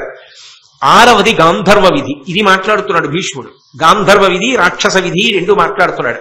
గాంధర్వ విధి అంటే ఇక పెద్దల యొక్క మాటలతో ఏమీ సంబంధం ఉండదు, కానీ మాటకి కట్టుబడగలిగినటువంటి ప్రజ్ఞాశాలురై సాధారణంగా క్షత్రియులు ఏం చేస్తారంటే ఉత్తమ వంశ సంజాత ఈమె నాకు తగినది అనుకున్నప్పుడు ఆ పరిణతి కలిగిన వాళ్ళైన వాళ్ళు కనుక ఒండరులు ఒకరి సమ్మతి ఒకరు తెలియచేసుకుని అప్పటికప్పుడే వాళ్ళిద్దరూ పాణిగ్రహణం చేసి వివాహం చేసుకుంటారు. ఇక పైన పెద్దల యొక్క సమ్మతితో సంబంధం లేకుండా చేసుకుంటూ ఉంటారు. ఇది సాధారణంగా మీకు కావ్యములలో పురాణములలో అక్కడక్కడ కనపడుతుంటుంది. క్షత్రియులు చేసుకునే వివాహాల్లో ఇదొకటి. ఇది ప్రఖ్యాతంగా మీకు శకుంతల కణ్వుడు భారతంలోనే ఉంది కథ. అటువంటి స్థితిలో చేసుకున్నటువంటి వివాహాన్ని గాంధర్వ విధి అని పిలుస్తారు. అది 6వది. ఇక 7వది ఉంటుంది. ఆ 7వ రకమైనటువంటి వివాహాన్ని ప్రాజాపత్యము అని పిలుస్తారు. ఈ ప్రాజాపత్య విధి యందు వరుడి యొక్క తండ్రి వధువు యొక్క తండ్రికి కానీ వధువు యొక్క తండ్రి వరుడి యొక్క తండ్రికి కానీ కానుకలు ఇవ్వడం ఇటువంటివేమి ఉండవు. కేవలముగా ధర్మాచరణ నిమిత్తం ఆమెని పత్నిగా స్వీకరిస్తారు. ధర్మాచరణము కొరకు పత్నిగా వరుడు స్వీకరించేటటువంటి వివాహ క్రతువునకు ప్రాజాపత్య విధి అని పేరు. అలాగే ఆయన మాట్లాడినటువంటి దాంట్లో 8వ వివాహం అది రాక్షస విధి. రాక్షస విధి అన్నదానికి అర్థం ఏమిటంటే క్షత్రియులు చాలా గొప్ప వీరాధి వీరులైనటువంటి వాళ్ళు స్వయంవరాది క్రతువులు జరుగుతున్నప్పుడు వాళ్ళందరినీ గెలిచి పిల్లని తమదిగా స్వీకరిస్తారు. అంత మహావీరులైతే స్వీకరిస్తారు. తాము స్వీకరించవచ్చు, తమ అన్నదమ్ములకు ఆ పిల్లని భార్యగా చేయవచ్చు. అందులో స్త్రీ స్వాతంత్ర్యం కొంత తక్కువగా ఉన్న మాట కనపడుతున్న మాట యథార్థమే. కానీ అది పక్కన ధర్మంతో మాత్రం పూర్ణం ఉంటుంది ఇంకొక రకంగా. మీరు అది పక్కన చూద్దురు గాని. కాబట్టి ఈ 8 రకాలైనటువంటి విధానాల్లో గాంధర్వము రాక్షసము ఈ 2 క్షత్రియులకు ఉత్తమమైనటువంటి వివాహములు. కాబట్టి నేను రాక్షస విధిలో ఈ 3 పిల్లల్ని కూడా నా తమ్ముడైన విచిత్ర వీర్యుడికిచ్చి పెళ్లి చేయడానికి తీసుకెడుతున్నాను. ఆయన ఆశ ఏమిటి? కాశీరాజు గారి కూతుళ్ళు అదో విచిత్రం. లోకంలో ఏ రాజ్యాన్ని పరిపాలించినా రాజుగారికి పేరు చెప్తారు. కాశీ రాజ్యాన్ని పరిపాలిస్తే ఇంకా పేరు చెప్పరు. కాశీ రాజ్యాన్ని పాలించడమే గొప్ప, ఇంకా మళ్ళీ నీ పేరు ఎందుకని కాశీరాజు గారు అంటారు. అంతే, అదో గౌరవం అంతే. కాబట్టి కాశీరాజు గారి కుమార్తెలే అన్నారు అంబా, అంబిక, అంబాలికల్ని. ఈ 3 నేను తీసుకెళ్లి విచిత్ర వీర్యుడికి ఇచ్చి పెళ్లి చేస్తా. 3 భార్యలుంటే ఎక్కువ మంది సంతానం పుడతారని పాపం భీష్ముడు అనుకున్నాడు. అనుకుని 3 తీసుకెళ్లి ఆయన ఆ క్షత్రియులందరినీ పిలిస్తే వాళ్ళందరూ కలిసి భీష్ముడి మీదకి యుద్ధానికి వచ్చారు. ఇంతమంది కలిసి భీష్ముడి మీదకి యుద్ధానికి వచ్చినా కూడా ఆయన ఎంత మాత్రము వెనుతీయక వాళ్లతో యుద్ధం చేసి వాళ్ళందరినీ ఓడించి ఈ 3 తీసుకుని ఆ హస్తినాపురానికి చేరుకుని ఆ విచిత్ర వీర్యుడికిచ్చి 3 వివాహం చెయ్యాలి అని అనుకున్నాడు. అనుకుని అన్ని ఏర్పాట్లు చేస్తున్న సమయంలో బాగా జ్ఞాపకం పెట్టుకోవాలి మీరు ఈ మలుపు మాత్రం. ఎందుకంటే ఈ ఒక్క మలుపు మీద తర్వాత ప్రసంగం జరిగే విధానం భీష్ముడి జీవితంలో ఒక పెద్ద ప్రశ్న ఉత్పన్నమవుతుంది. అందుకే మీరు ఈ మలుపుని అతి జాగ్రత్తగా జ్ఞాపకం పెట్టుకోవాలి. 3 తన తమ్ముడు విచిత్ర వీర్యుడికిచ్చి వివాహం చేద్దాం అనుకుంటూ ఉండగా అంబ వచ్చింది భీష్ముడి దగ్గరికి. వచ్చి ఒక మాట అంది. పరగనన్ను సాల్వపతి వరించిన తండ్రి చేత పూర్వదత్తనైతి అమ్మహీషునకు నయంబున నెయ్యది ధర్ము విరిగి దాని తలపుమిప్పుడు. ఆవిడంది, ఓ భీష్మ, ఇత పూర్వమే సాల్వరాజ్యాన్ని పరిపాలిస్తున్నటువంటి సాల్వుడు నన్ను వివాహం చేసుకోవాలి అని కోరుకున్నాడు. ఆ మాట మా తండ్రి గారికి తెలుసు. మా తండ్రి గారు నన్ను అతనికిచ్చి వివాహం చేస్తానని చెప్పి సాల్వభూపతికి మాట కూడా ఇచ్చేశారు. అతను కూడా నన్ను భార్యగానే చూస్తున్నాడు. కేవలం ఏదో స్వయంవరంలో నేను ఆయన మెడలో దండేయడమే మిగిలిందంటే. మేమిద్దరం మానసికంగా భార్యాభర్తలు. ఆయన నన్ను కోరుకున్నాడు, నేను ఆయన్ని కోరుకున్నాను. పైగా మా తండ్రి గారు అంగీకరించారు. మా తండ్రి గారు ఈమెను నీకు ఇచ్చి పెళ్లి చేస్తానని చెప్పాడు. అందుకే ఆమె చెప్తోంది, తండ్రి చేత పూర్వదత్తన ఇతి అమ్మహీషునకు. మా తండ్రి గారు ఇతపూర్వమే నిజానికి నన్ను ఇచ్చేశారు ఆయనకి భార్యగా. కాబట్టి నయంబున ఎయ్యిది ధర్ము విరిగి. ఇప్పుడు ఏది ధర్మమో నువ్వు ఆలోచించు. మా తండ్రి నన్ను ఎవరికి ఇచ్చాడు? సాల్వుడికి ఇచ్చాడు. నేను మానసికంగా ఆయన భార్యని, అతను నాకు మానసికంగా భర్త. మా తండ్రి దృష్టిలో ఆయనే అల్లుడు. నీ దృష్టిలో నేను విచిత్ర వీర్యుడికి భార్యనవ్వాలి. అంబిక అంబాలికతో ఈ గొడవ లేదు. వాళ్ళకి ఇలా ఏం గొడవలు లేవు. మనసులు ఇవ్వడాలు, పుచ్చుకోవడాలు, అల్లర్లు వాళ్ళకేం లేవు. వాళ్ళ మనసులు వాళ్ళ దగ్గరే ఉన్నాయి. లేనిది ఎవరిది అంటే అంబది. కాబట్టి ఏది ధర్మమో అది నువ్వు చెయ్యి. పోనీ నాకు ఇది చెయ్యని అడిగిందా? నాకు సాల్వుడిని ఇచ్చి పెళ్లి చేయందా? నన్ను పుట్టింటికి పంపించేయందా? నాకు విచిత్ర వీర్యుడిని ఇచ్చి చెయ్యందా? తెచ్చావు కాబట్టి నువ్వు చేసుకోందా? ఏమీ చెప్పాల. ఏది ధర్మమో అది చెయ్యి. అంటే ఇప్పుడు పెద్దరికాన్ని ఎవరికి కట్టబెట్టింది? కట్టబెట్టిందా? ఆయన ఏం చేశాడు? ధర్మాన్నే ఆలోచించాడు. ఆలోచించి ఈమె మనసు ఇతపూర్వమే వేరొక పురుషుడికి ఇచ్చేసింది. మానసికంగా ఈమె ఆయనకు భార్య. ఇది ఈమె తండ్రి కూడా అంగీకరించిన విషయం.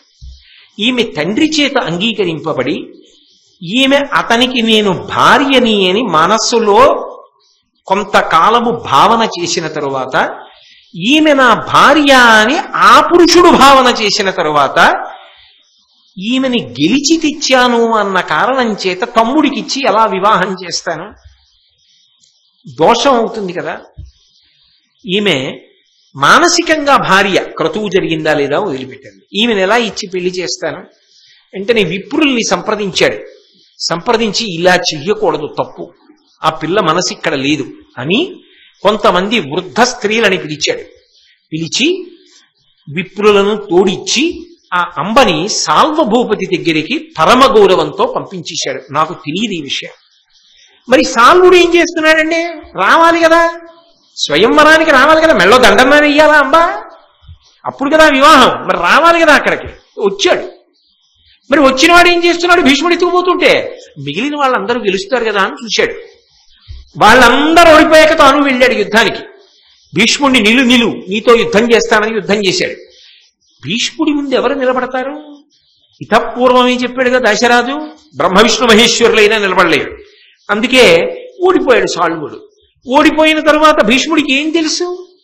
ఆ సాల్వుడు అంబని భార్యని చేసుకున్నాడు ఇతపూర్వమే మానసికంగా అన్న విషయం భీష్ముడికి తెలుసా? పోనీ రథంలో అంబ చెప్పిందా? వాళ్ళ నాన్న చెప్పాడా? ఎవరూ చెప్పకుండా ఆయనకి ఎలా తెలుస్తుందో ఆయన తీసుకొచ్చాడు హస్తినాపురానికి. అప్పుడు చెప్పింది ఆవిడ.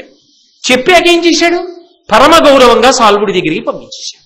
నువ్వు వెళ్ళిపో, ఆయన్నే చేసుకో, నువ్వు సంతోషంగా ఉండమ్మా, మనసు లేని నిన్ను నా తమ్ముడికి ఇచ్చి పెళ్లి చెయ్యను అని పంపారు. పంపించేసి ఈ అంబిక అంబాలిక అన్యమైన మాట చెప్పలేదు. చెప్పకుండా విచిత్ర వీర్యుడిని వివాహం చేసుకోవడానికి సిద్ధపడ్డారు కనుక ఆయన ఏం చేశాడు? భీష్ముడు రాక్షస వివాహంగా అంత కష్టపడి గెలిచి తెచ్చిన పిల్లలు, వంశం వృద్ధిలోకి వస్తుంది, వీళ్ళకి పిల్లలు పుడతారని ఎంతో ఆనందంతో ఆకాశం అంతా పందిరి, భూదేవంతా పీట వేసి ఈ ఇద్దరిని విచిత్ర వీర్యుడికిచ్చి అద్భుతంగా వివాహం చేశాడు. చక్కగా వాళ్ళు సంతోషంగా ఉన్నారు. అలా ఉండనివ్వండి, వాళ్ళ రాత్రికి కనీసం మంగళప్రదంగా ఓ కళ్యాణం జరిగింది అన్న దగ్గర ఆగితే అంబ ఏం చేసింది అన్నది నిజానికి ఇక్కడ రాదు. భారతంలో ఆదిపర్వం అయిపోవాలి, సభాపర్వం అయిపోవాలి, చాలా దూరం వెళ్ళిపోయిన తర్వాత ఒక చోట భీష్ముడు చెప్పాడు ఉద్యోగ పర్వంలో. కానీ ఈ మలుపుని నేను చాలా కాలం ఆపేశాను అనుకోండి, మీకు ఈ కథా సంవిధానంలో భీష్ముడి జీవితంలో తిరిగిన మలుపుని అర్థం చేసుకోవడం కొంత కష్టం అవుతుంది. అందుకే మీ ప్రయోజనాన్ని అపేక్షించి నేనేం చేస్తానంటే, పైగా రేపటి రోజు తిథిరీత్యా కూడా చాలా గొప్పది. ఎందుచేత గురువారం పట్టుబదు, మరి శ్రావణ మాసం శుక్లపక్షం విధియ, ఇంత గొప్ప తిథితో ఉంటోంది కాబట్టి రేపటి రోజున అంబ యొక్క ఉపాఖ్యానాన్ని చెప్తా. ఆ అంబ జీవితం ఎన్ని మలుపులు తిరిగింది భీష్ముడి పరంగా, అందులో ఎన్ని విచిత్రాలు జరిగాయి, ఈ విషయాన్ని రేపటి రోజున మనం చేస్తాను. కాబట్టి ఇవాళ చక్కగా ఇంటికి వెళ్ళి పెళ్లి భోజనాలు చేయండి. అక్కడతో కార్యక్రమాన్ని కథాక్రమాన్ని పరిసమాప్తం చేస్తున్నాను. మంగళాశాసన పరై పదాచార్య పురోగమై సర్వైశ్చ పూర్వైరాచార్యై సత్కృతాయాస్తు మంగళం. మంగళం కోసలేంద్రాయ మహనీయ గుణాత్మనే చక్రవర్తి తనూజాయ సర్వభౌమాయ మంగళం. కాంతాయ కాంతాయ కామితార్థ ప్రదాయినే శ్రీగిరీశాయ దేవాయ బలినాథాయ మంగళం. సర్వం శ్రీ ఉమామహేశ్వర పరబ్రహ్మార్పణమస్తు. స్వస్తి.